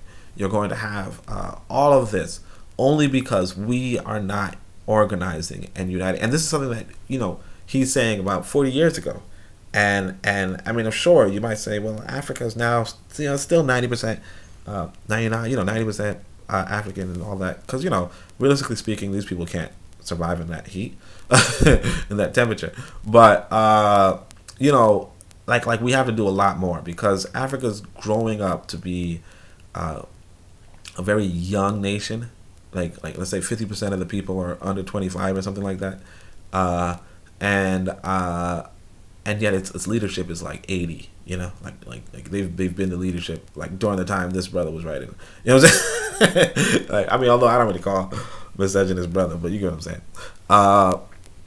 But like during the time he was writing, he, you know, you might actually see a name when he talk about it. So like this is very important to realize that a lot like this is our problem. Our problem is making a powerful Africa. And I mean, so far I don't see the solution for it, but I don't see the solution in this book. But again, like I said, you check out my literature. You can do a critical reading yourself. I welcome it. I've already done it. All the hypocritical decisions that might be conceived along these lines on an international level by any organization, however apparently prestigious, must be rejected out of hand by us.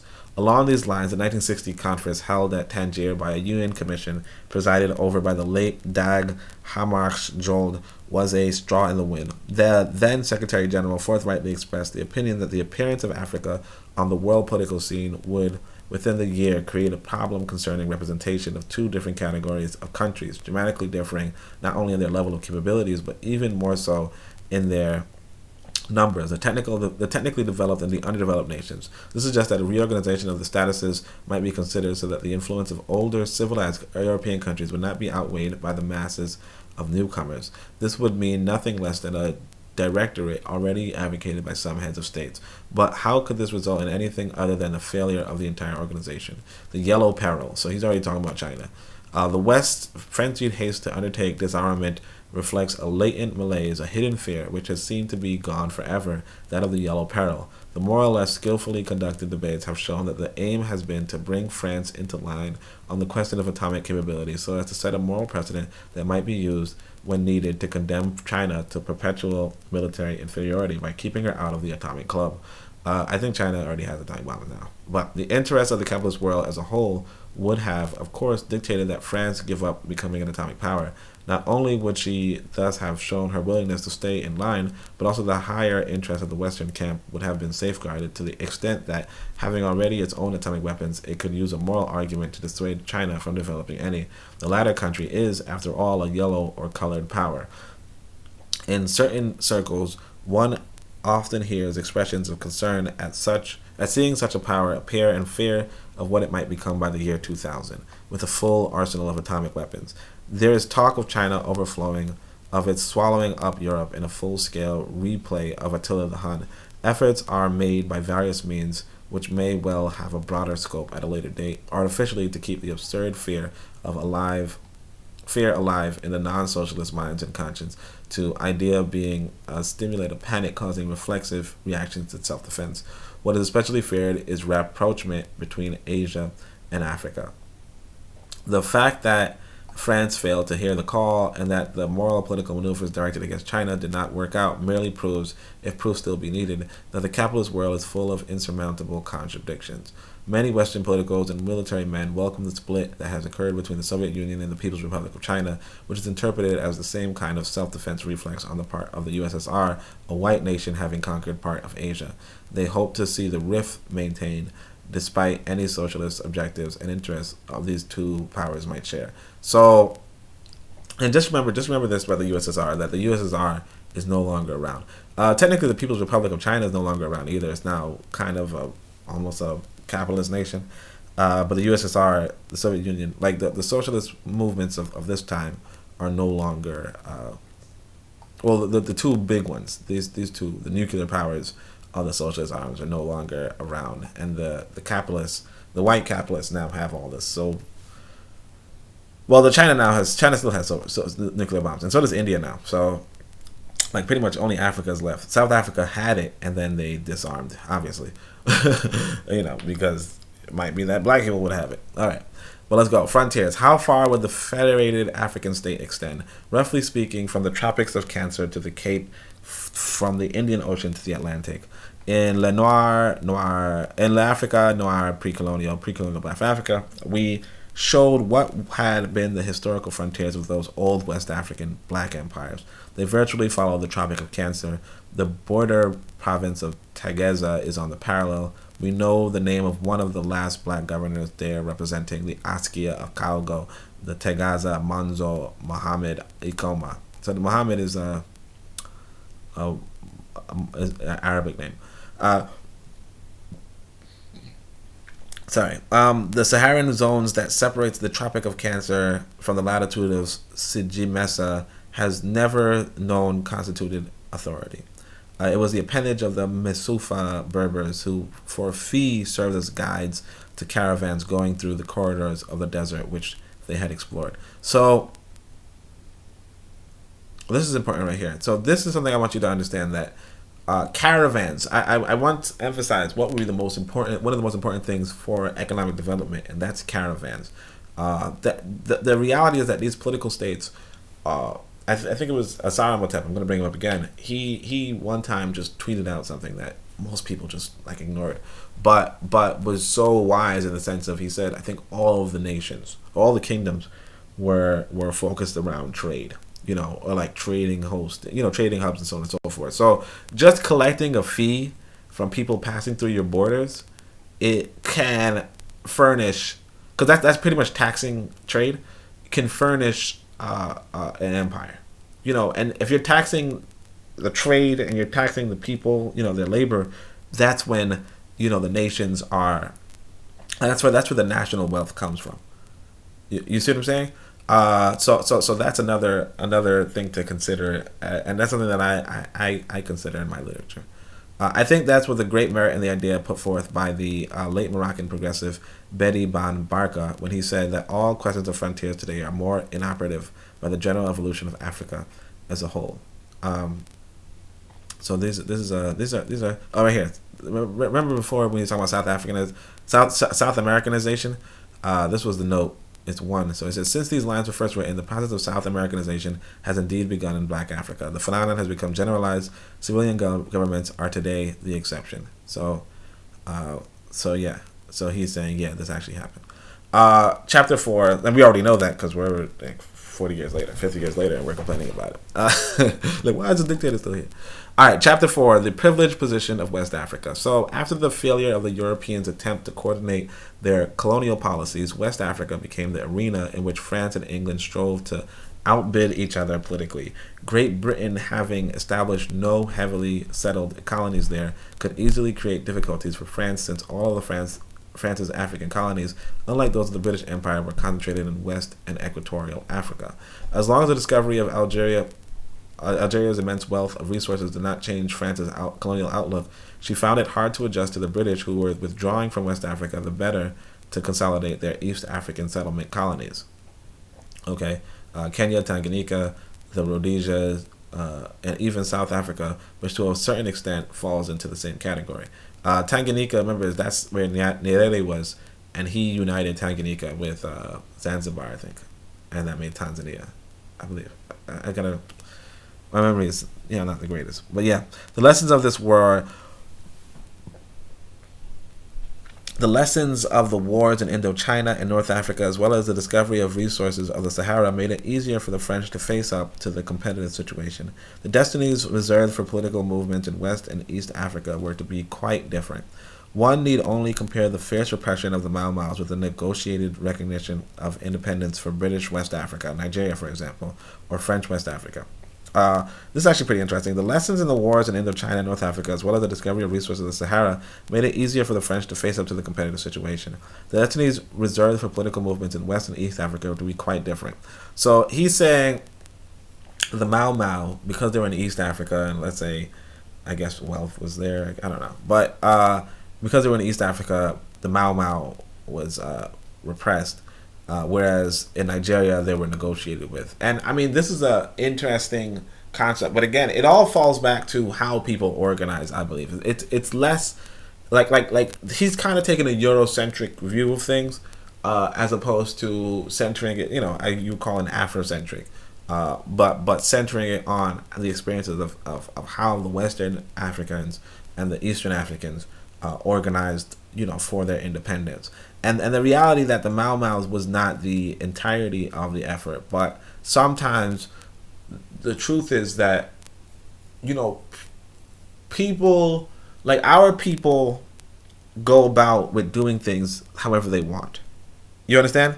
So it's less to do with, like, he's kind of making it into, it's what the British chose, and this is how the British perspective. But truly, if the Western, like anybody, like revolt, like fighting your way to freedom is, like, can be done anywhere.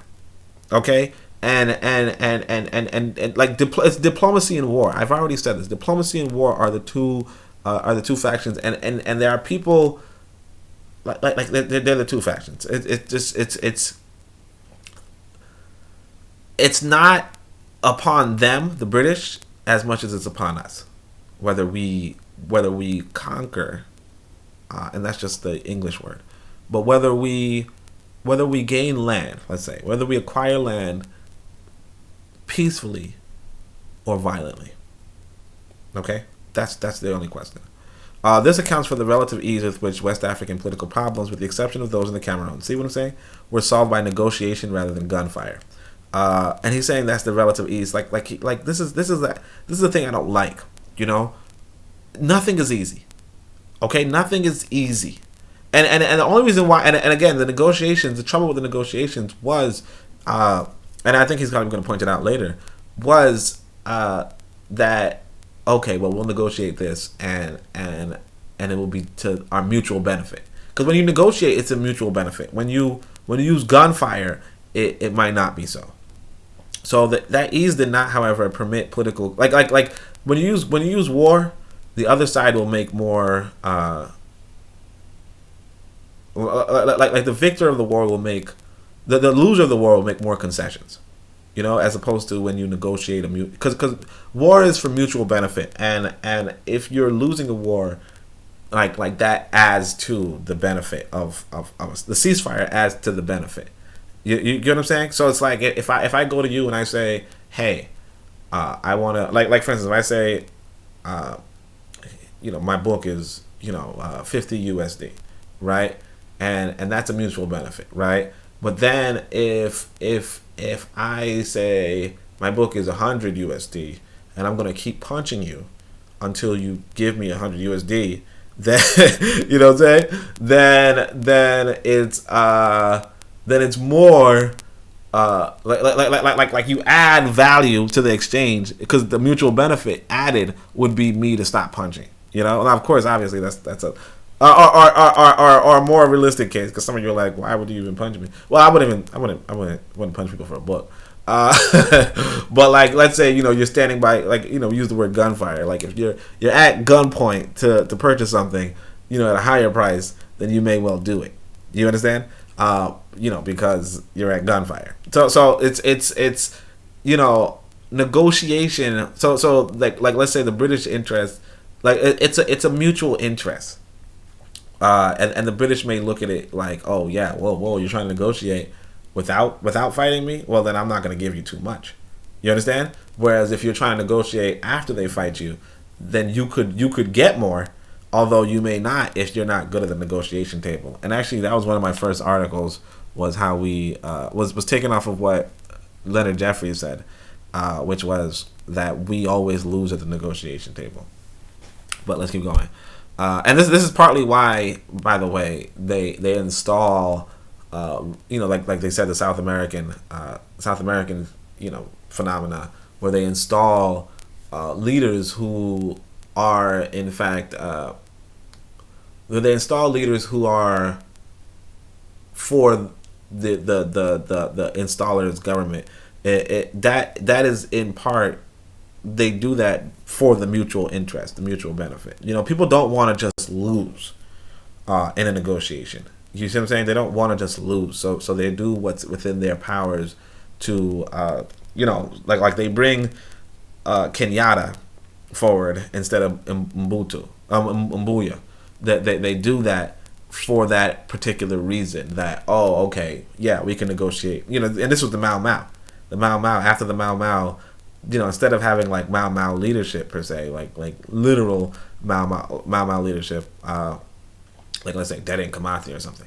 Instead of having those people, they got Kenyatta. You understand? And that's where we have Kenya. That's where Kenya's first leadership is. The first leadership of Kenya is Kenyatta, who might not have, who kind of denounced the Mau Mau in that sense. So it's, but the British came to negotiate with him. And they killed the leaders. They killed many of the leaders of the Mau Mau.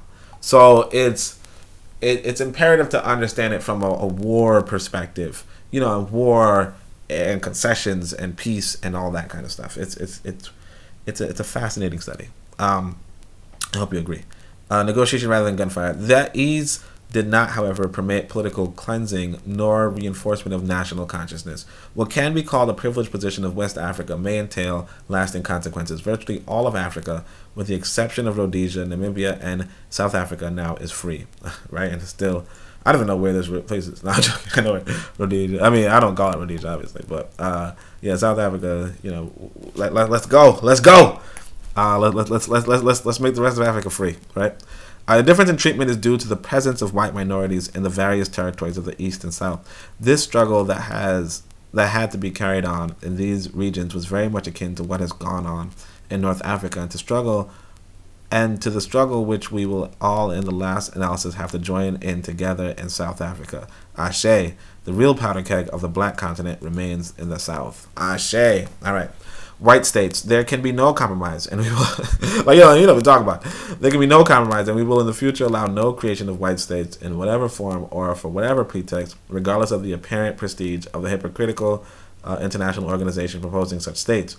We will drive no one out, for we are not racist. Okay, I don't know about that. See, that's what I'm saying. This is the thing that we have to understand. Like, that's why I say misogynist Cheikh A, because you could drive out. I mean. If need be, you could drive out, okay? But again, I don't even talk about it because we're not in that position. We're not in that position to drive people out. But you know, I don't really see anything about it.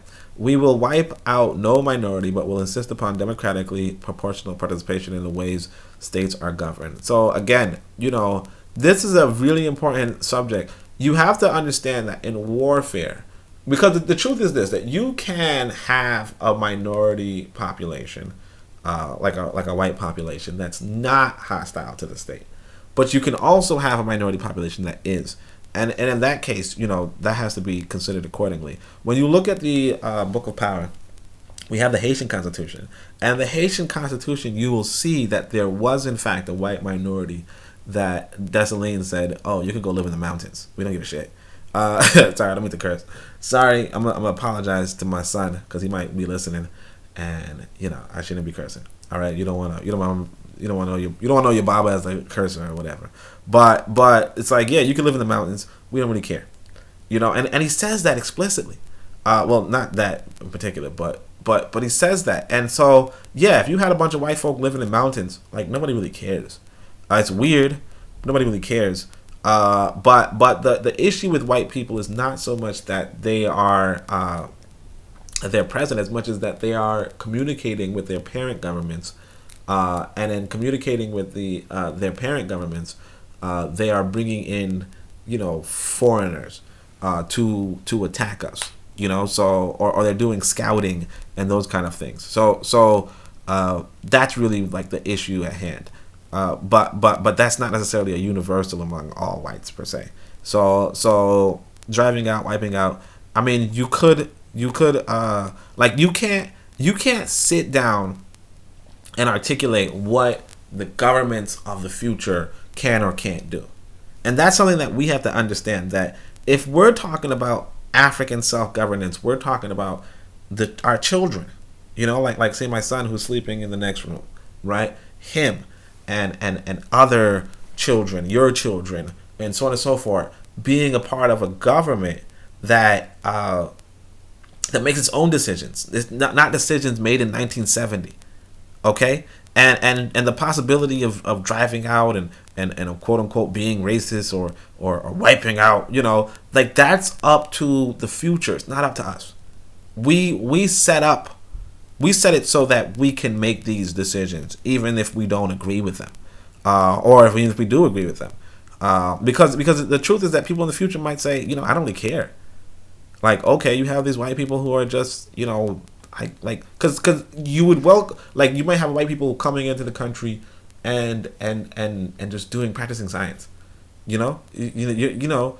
Like you don't care. You're not. Oh my gosh, I gotta kill these people. Like you're just like, oh, okay, he's doing science. That's good. You know, like that's a good thing. You know, he's teaching science in the school, and he's gonna leave in 5 years. That sounds great. You know, like there's nothing like we can't write out what our people in the future will do. And I hope I illustrate that point with nothing else. We will wipe out no minority. We will insist upon democratically proportional participation in the ways states are governed. So, and also another thing is democracy. Like democracy is, I feel like that's a Eurasian concept. I understand like its appeal, but I think that's also something that, you know, like I do write about democracy and how African states are governed. And again, these African states were governed for thousands of years, unlike the democracies, which don't really last too long. We will not accept stratification of national life in these future states on an ethnic basis. No country until now has solved this minority problem in any other manner. Yeah, that's what I'm saying. Like this is the lack of realism. He's saying that no country has solved this minority problem. In any manner, but so then why would you attempt something that you? I mean, like the writing here is funny, so I don't want to be mistaken. But the point being that, you know, like the point being, I mean, this is just kind of a misunderstanding of nationalism, to be honest. It's just a misunderstanding of nationhood, and I want you to grasp that. If you don't grasp that, like it could just be. It sounds like a good statement, but again, it's coming from misogynism, really. Like it's just coming from a white wife saying, well. I mean, I love you, dearest. I love you, dearest Jope, but please say something good about white people. You know, and he's all, oh, don't worry, babe, I got you.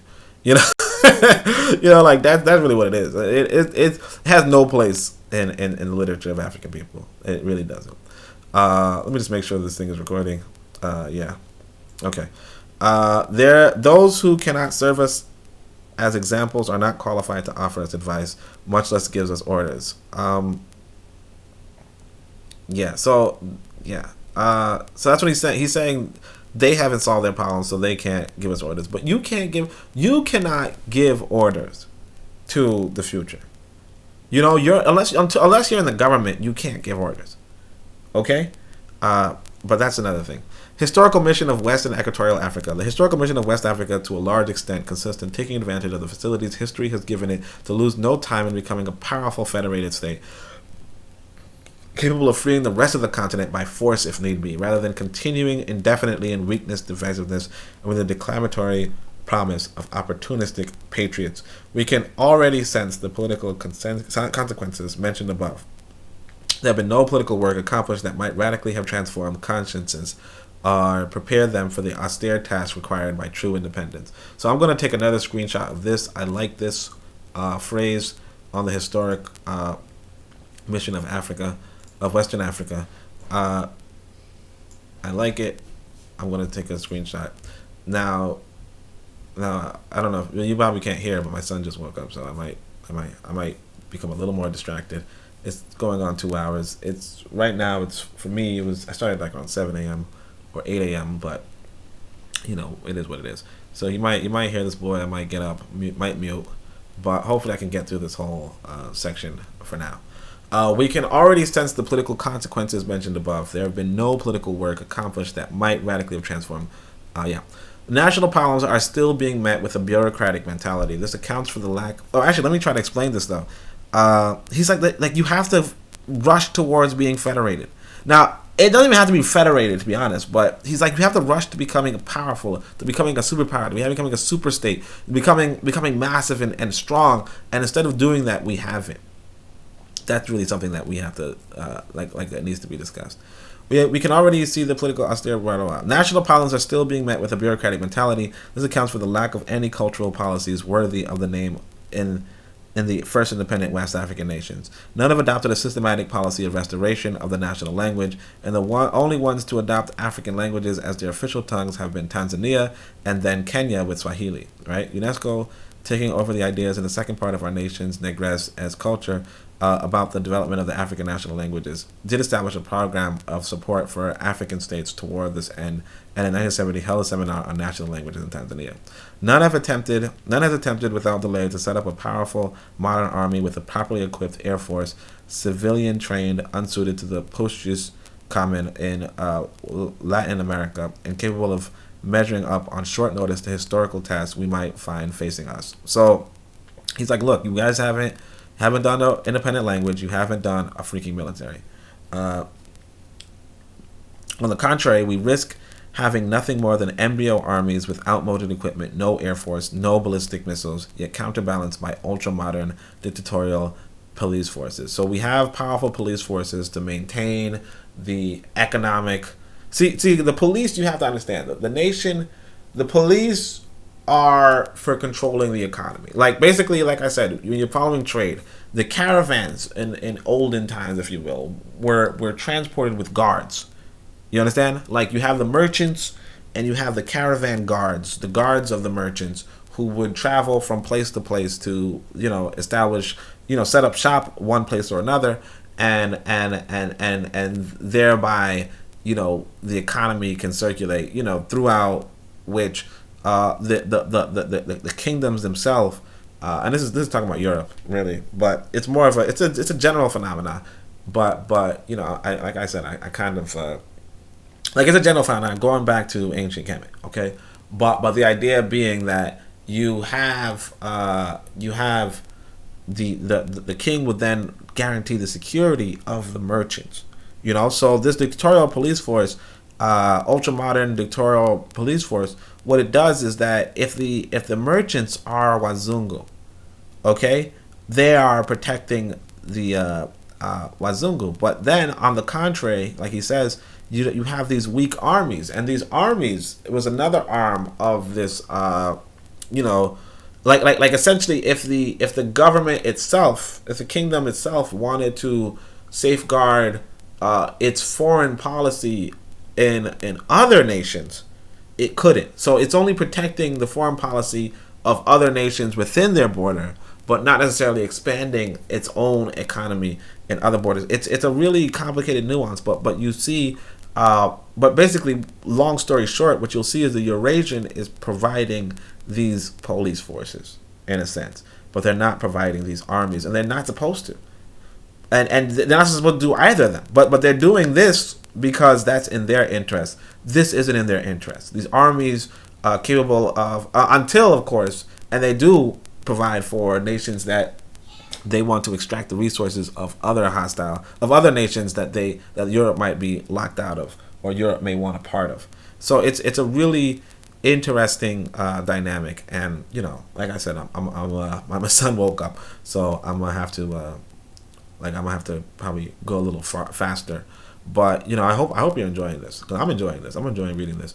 Nothing will do but that we make up the relative ease of our liberation through an immense effort of political education and cultural formation. Otherwise, we may find ourselves opposing foreign nationalism that are still expansive and inured to armed struggle, with a mere folkloric nationalism endowed only with the piebald local colors of our native woven fabrics. Nothing indeed could be more amazing, more fantastic, than the sight of the French head of state in Paris on the Place de la Concorde on Bastille Day of 1959, giving out colorful little national flags to the heads of state of the communauté countries. What can retaining control of our independent country mean? If we are willing to go along with the capitalistic process of bourgeoisification, which can only be fatal to the political health of our country, if we agree to become this auxiliary class of international high finance, fine and dandy, if even better we proclaim we are your spiritual and intellectual sons, your black incarnation, just make us recipients of your financial and moral interest in due time, and the situation will be saved. One will no longer see you, although you will still be here. We will act as a screen. It will no longer be you, but we Africans who will defend your ideals against other Africans. If we say all that, it will be grand.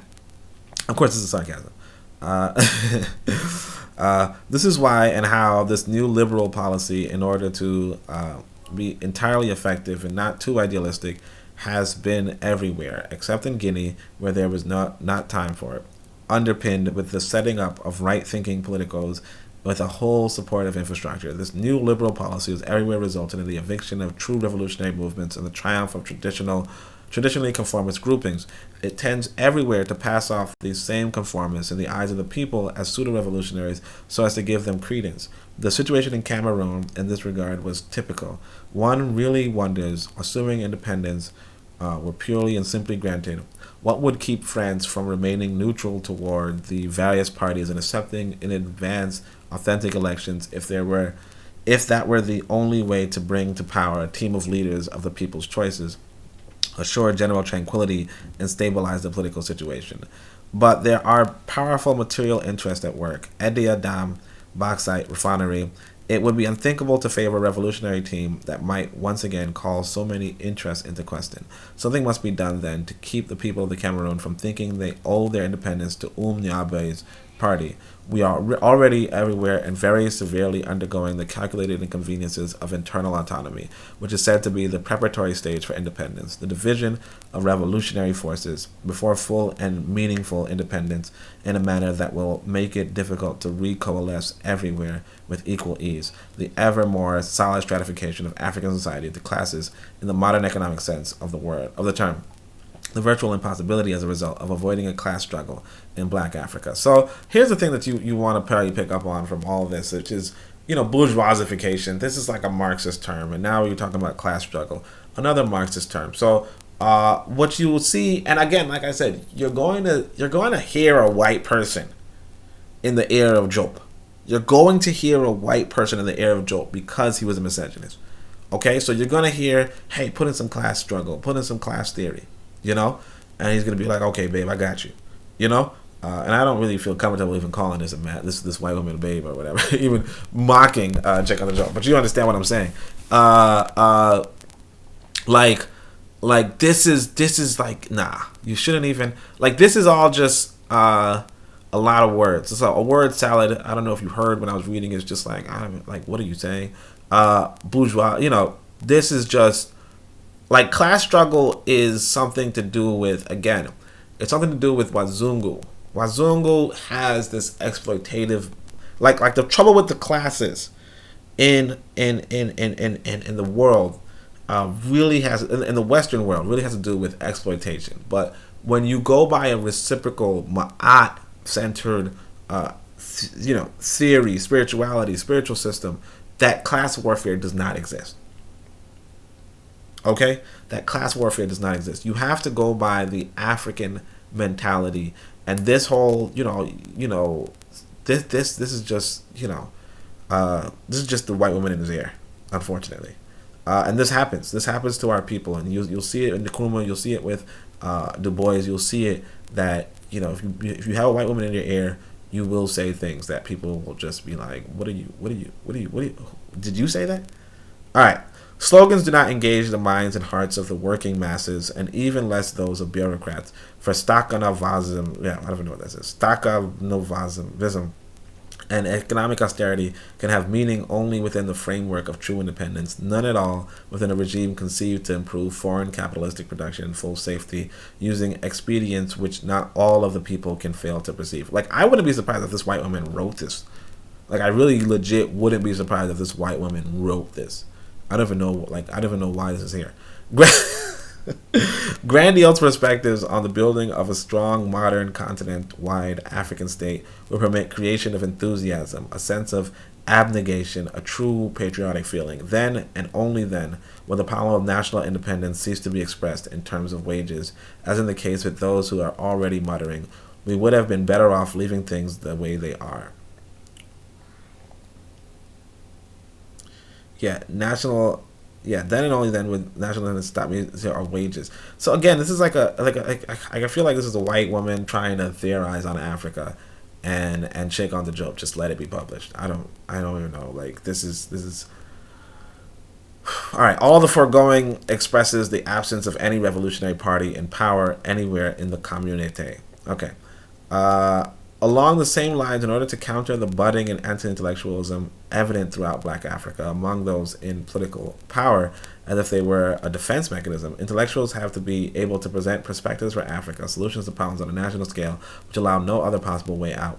Intellectuals must gain respect at the same time through their efficiency, their taste for unselfish work on behalf of the people, and their clarity. They must be sincere, and to do that, they must truly feel themselves animated by an ideal that will stand come what may. They must set themselves apart from those minds which shine only with a deceptive light, as artificial as it is sterile, the flashy pseudo-intelligences that so readily prove to be insignificant. Self-defense anti-intellectualism would spell a new loss of Africa if it were to become general. We cannot afford the luxury of rejecting what has been missing during these last 3 centuries.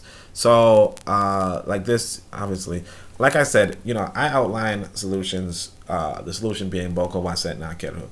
If you're really not about, and if you really want an intellectual, not just an intellectual perspective, but like a practical perspective on, because the trouble with this right here is that he's not saying, this is not a solution. Like this is saying a big problem and kind of saying a problem that exists in a Eurasian mind. This is the problem that exists in a Eurasian mind. And then he says there needs to be a solution. And he doesn't say the solution. And that's one of the troubles I have with older literature. So when I tell you a solution, I tell you a solution, which is, Boko Waset Nakeru. And I emphasize and stress it throughout my literature. Namely the last book, The Book of Power. But this says the new strategy, so hopefully it's going to touch on that. And I know some people, like particularly the mothers out there, are going to be like, Oni, you said your son woke up. Why are you not checking on him? I'll check on him. Don't worry. Let me just try to finish this first, okay? He's good though. He's an independent. He's an independent type. He does things like turns on his computer and navigates the downloads and sees the downloads that are laid out for him. One of the downloads being Akili being one of the cartoons that Kenya, I think. Was it Kenya? I feel like it's Kenya. Maybe Tanzania. I think it's Tanzania produces. And even the nation itself produces it. So that's really important to realize too, that the nation facilitates the cultural exports, and that's something that we have to understand when we talk about making nations, that we can produce cultural exports throughout the world. Because right now I'm in America, and obviously I'm definitely intending to go to Africa more and more, particularly. If when I'm publishing this, you'll say, "Oh shoot, man, brother, get out of there." but the thing is this, that like we can have cultural exports that reach as far. I mean, if Tanzania right now, not necessarily being the most progressive nation in the world, although it's a pretty good nation, a really good nation, because like I said, Nyerere and so forth. If they're producing cultural exports that reach as far as here in America, what can we do if we work together? We can have those animations, those movies, those films, those everything produced on the back of trade and taxes and truly create a huge and powerful super state, African empire, if you will. And that will come about with your assistance. And like I said, my thing is this: the first step is reading the Book of Power. So definitely get that. But I'll hit you with chapter 5. General de Gaulle acted like a true strategist toward the colonies, hoping to kill any spirit of struggle or opposition to the mother country by depriving that opposition of visible reason. He's reported to have said, territories which for 10 years have not ceased dreaming of independence today are insistingly demanding it. Should we allow this movement to grow against us, or on the contrary, attempt to understand, assimilate, and channel it properly? So this is what it says. This is how you negotiate, if you will. So the idea has grown out of a long meditation dating back to the Fourth Republic, immediately following World War II, on the possibility of maintaining colonialism. And this is another thing to realize too. He says 10 years, which for 10 years, like people are demanding and dreaming of independence for long-standing periods of time. That they're not. It's not sudden. Oh, this is a military engagement. Therefore, it's like people, like you have to engage the community. We can have a nation if you engage. All right, and if you're not engaging, then just get out of the way. Just get out of the way. The idea that grown out of a long meditation dating back to the Fourth Republic immediately following World War II on the possibility of maintaining colonialism. The Indo-Chinese and North African experiences served to forestall events in Black Africa. They allowed the granting of independence which was otherwise going to be seized. I loosened the bonds before they were sundered, de Gaulle is reported to have said. Loosen the bonds before they were sundered. You see what I'm saying? This is just negotiation 101. This was an act of high strategy, obviously intended to atrophy our national consciousness, to reduce it and render it assimilable to all sorts of mixes. If he could win the wager, the historical destiny of the continent might be checked. But all wagers of this kind, defying the destinies of people, have historically been lost. Otherwise, your Africa, with its horizontal and vertical links, would have come into being in an even more insidious and flexible form. The Confederation now aborning would then have been only another aspect of it, more suitably adapted to the circumstances. Toward that end, the convention was organized on the Riviera in November 1959, bringing together African political leaders and European industrialists, among whom the presence of many Germans was notable. I want to go back to this, though. You have to understand, de Gaulle is a white man. He has to, like, everything white people do should be in the interest of white people. You know, like if you're being part of being intelligent. Once upon a time, I defined intellectual capital as a means and ends towards self-determination. Right? Self-determination pretty much means that you are acting towards your own self-interest. So you cannot criticize or even praise somebody for acting within their interest. He's saying he doesn't want it to be sundered. He doesn't want the relationship between Africa and Eurasia to be sundered, but just loosened. If anything, they'd rather hold on to the bond, but better than sunder than loosen. Better loosened than sundered. You see, and it's not upon him to want to sunder a relationship that economically advantages him. You see what I'm saying? It's upon you to be of that, and so you have to counter-organize against them, counter-war against them. But if you're not fully committed toward that sundering, fully committed toward that separation, then don't be surprised or don't even hail anybody for being committed to that loosening, because that is what their interest is. That's where their interest lies. You have to look at it when you're looking at these people. You have to look at them as a different people. And that's like first and foremost. You can't look at them as the same people and look at their ideas and say, well, does this really benefit us? No, it's not going to. Like their interest is foremost in them. And it's supposed to be. And expecting otherwise is confusion. But we're going to keep going. All the magnates of European industry who envisaged transforming Africa into a political stabilized field for economic expansion were there eagerly seeking valuable interlocutors. They had to have a political guarantees before they would hazard any investment. You see what I'm saying? Political guarantee is protection. The state has to protect your business. I'm not even like, if I'm going like look at it this way. I want to go to Africa, right? I intend to go to Africa. If it's the case that when I arrive to Africa they will kill me, then I probably if I go to a certain state. If a certain state says, all right, let's say we give an example, ancestors forbid this comes out to be true, right? But let's say we say Kagame, let's say me and Kagame going at it on Twitter, and I say Kagame, yeah, blah blah blah blah blah blah. Kagame is the leader of Rwanda. Right, if I'm going to Kagame, like Kagame, blah blah blah, we at Twitter, and I'm like, look, man, I'm gonna come down to Rwanda, and me and you gonna go fisticuffs, right? And he's like, come through, I dare you, right? Whatever. Now, of course, it's not gonna happen, right? Hopefully, ancestors will it, right? Right, and I go to like I'll be pretty stupid to go down to Rwanda after saying all that. You know what I'm saying? And if I do go down Rwanda, like me, I dead man. You understand? So, because for what it's worth, Kagame don't play. Okay. Why I'm saying this is to say, look, if you are trying to invest money, if you're trying to invest money and put an industry somewhere in Africa, you want guarantees that it's not going to be destroyed by the people. So that's why you have the policing and all that. You don't want people burning down your building because that's money. That's resources that you could have spent in another country or in your own country. You understand?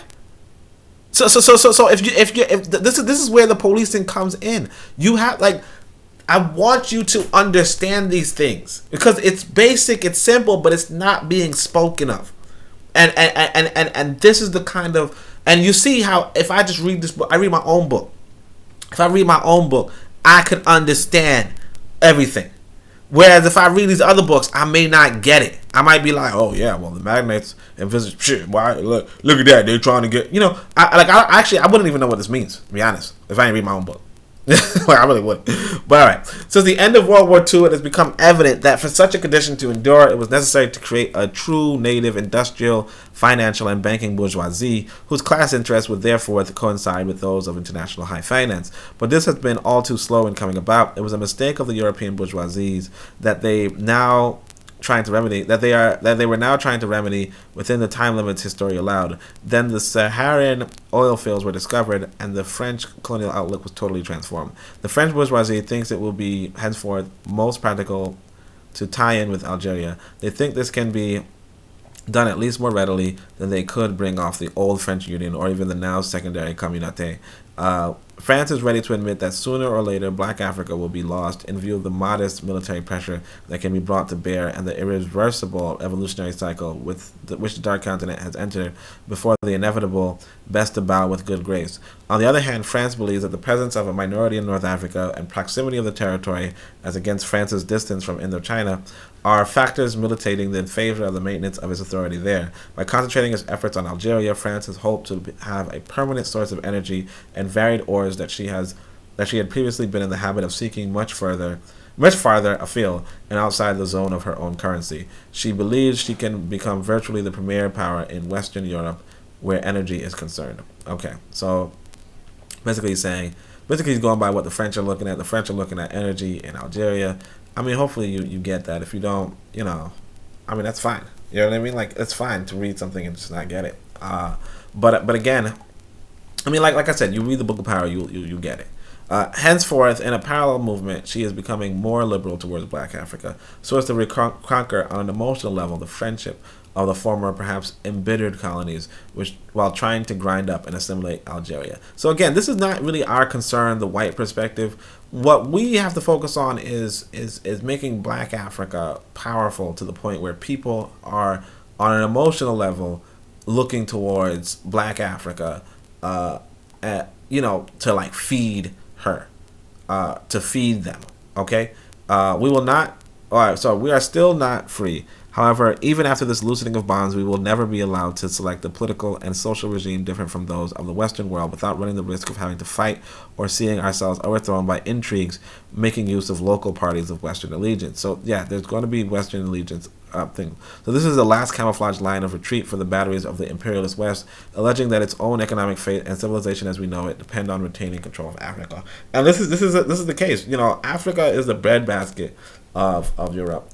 Eurasia. And the truth is that they have to look at that civilization as we know it, and their own economic fate. Like, you have to realize that they're looking out for them. When you see things going on in Africa, you have to realize that it's because any responsible nation is looking out for its own people. Okay, whether it's in their own borders or another country's borders. You have to look out for your own people, and that's what white people do. So you can't shame them for it. You can't shame them for it. So this is the last chapter. Hopefully, it's pretty short. So that's pretty good. Bicameralism. Let me just see how long this has been going on. You can't see me switching screens, but dang, it's 2 hours. All right. A study of our past can give us a lesson in government. Thanks to the matriarchal system, our ancestors prior to any foreign influence had given women a choice place. They saw her not as sex object but as mother. This has been true from the Egypt of the pharaohs until our time. And this is source 1. Let's just look at source 1. Matriarchy, the African Origin Civilization, Myth or Reality. And it's actually a pretty good book. But again, it's very Eurasian. You'll see a lot of Eurasian stuff in it. Women participated in running public affairs within the framework of a feminine assembly, sitting separately but having the same prerogatives as the male assembly. So there was a female assembly and a male assembly. I want to say this though. Funny enough, there was like 3 countries I want to say there's 3 countries that are like women led, even among the Western world. Hold on a second, my son's. Okay, never mind. I thought he was gonna bother me. Well, not bother me, but you speak too loudly. Yeah. Apparently, the 3 countries during this, there was a coronavirus pandemic, or there is a coronavirus, and they handled it the best. But they were like Eurasian women. So I don't really like to compliment, Eurasians at all.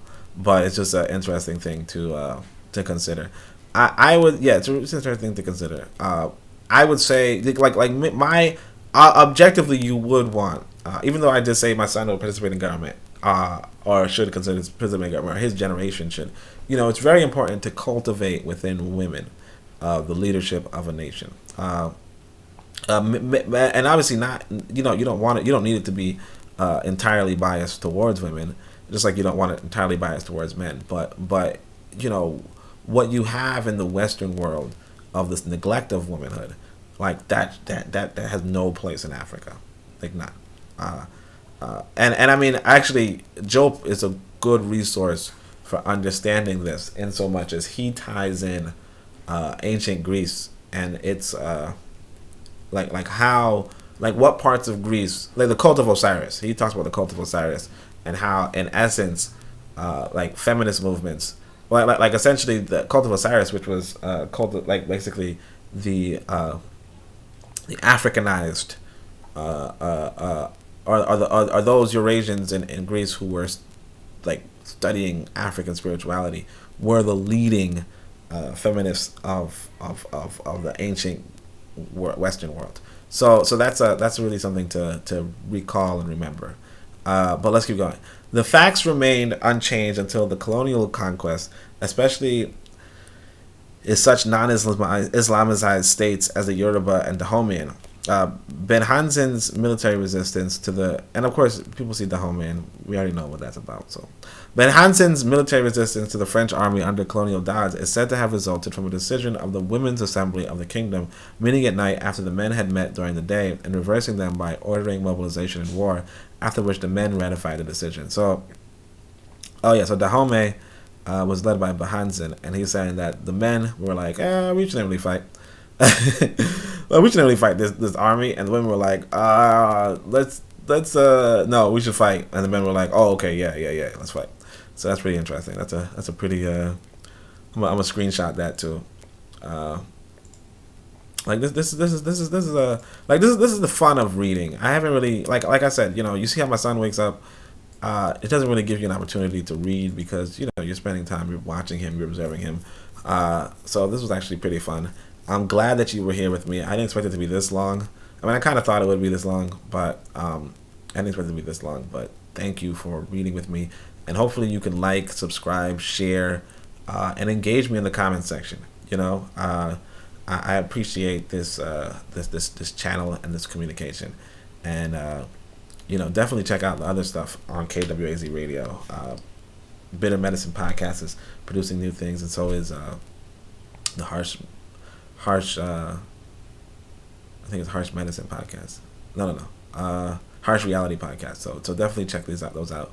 And just and come if you want to. You can come and explore with us.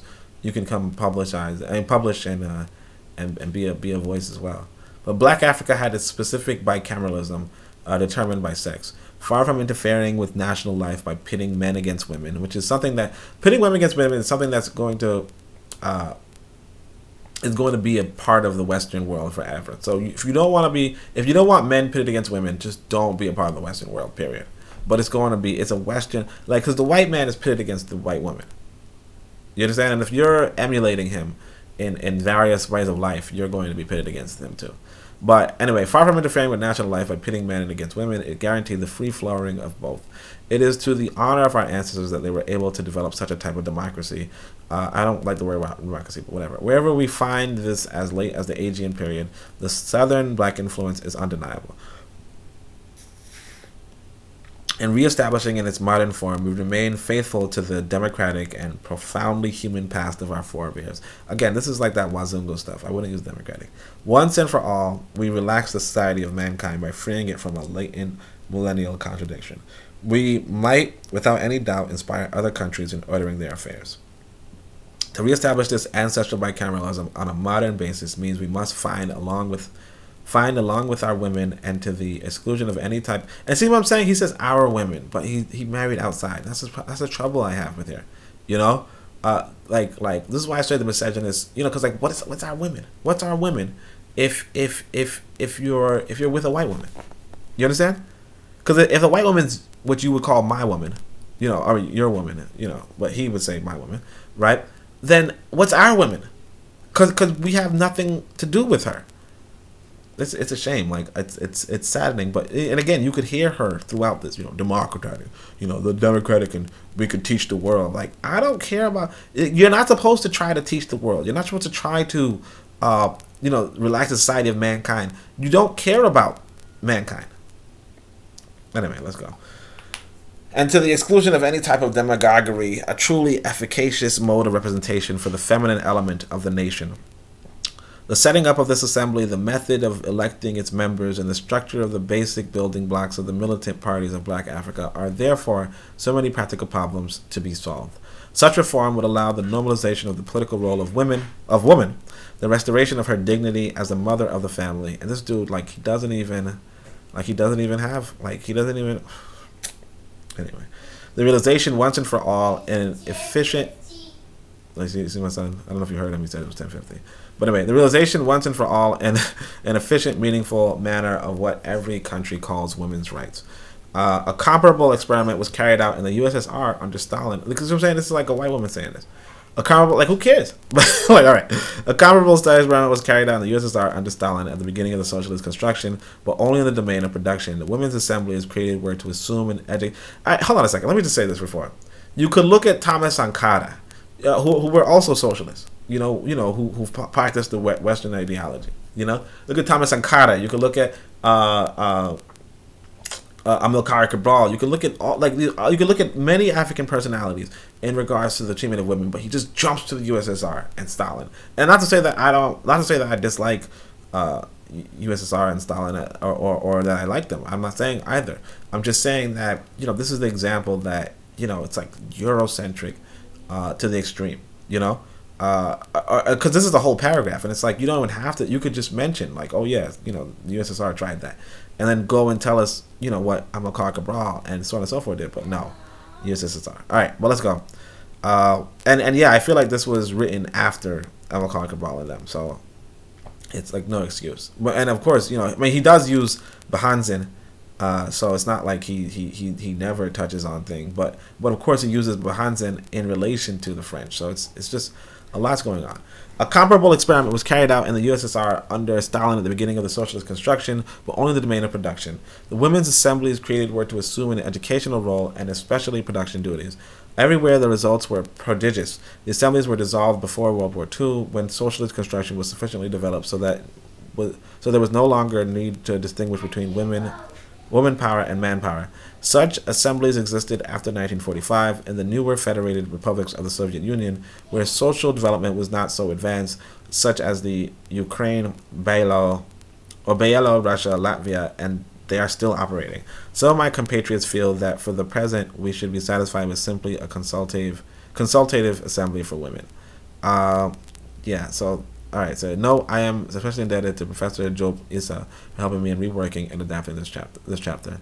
So I want to know. Well, so Diop Issa sounds like hopefully that's an African. It sounds like an African person, but yeah. That's part one. So hopefully you enjoyed that as much as I did. Thank you for listening throughout. I know this was a longer one than usual. But hopefully you enjoy this series. If you do, leave a comment. If you don't, you could also leave a comment. Leave some likes. I definitely appreciate if you go on Amazon and get my literature, get my book. I know some people were talking about how can we donate to you. You could donate to me by doing Cash App, $, ABS only, and that could help me get people my book. You know what I'm saying? That could help me purchase my book for other people. If that's necessary, or even give discounts or whatever it may be, or it could even just help me if you want to just help me. But my thing is this: that if you really want to help, I want you to read this book and I want you to read the Book of Power, and study that, so that study that, and contact me and write some good reviews. You know what I mean? Write some good reviews. That's one of the things that I most appreciate about people, is when they read the book and they write a good review, because that's always wonderful to have. But until then, I want to say thank you, and also I want to give a shout out to one of the brothers in the Discord. So it's Shoma Kaifa. Shoma Kaifa, they said, hey, Black Africa is an excellent book. And I looked at it and I said, oh, this is only 100 pages. I could read this. So shout out to the Discord. Definitely get active on the Discord. Bring up books. Show me other stuff. And if nothing else, I appreciate everybody for the long standing support. And thank you. Asante sana. And hopefully someday you're going to hopefully you could write a review for me. I would appreciate that as well, because I want this book to spread. And outside of that, I just want to say Shamim Hotep, thank you for listening, and I hope you enjoyed this. Asante sana.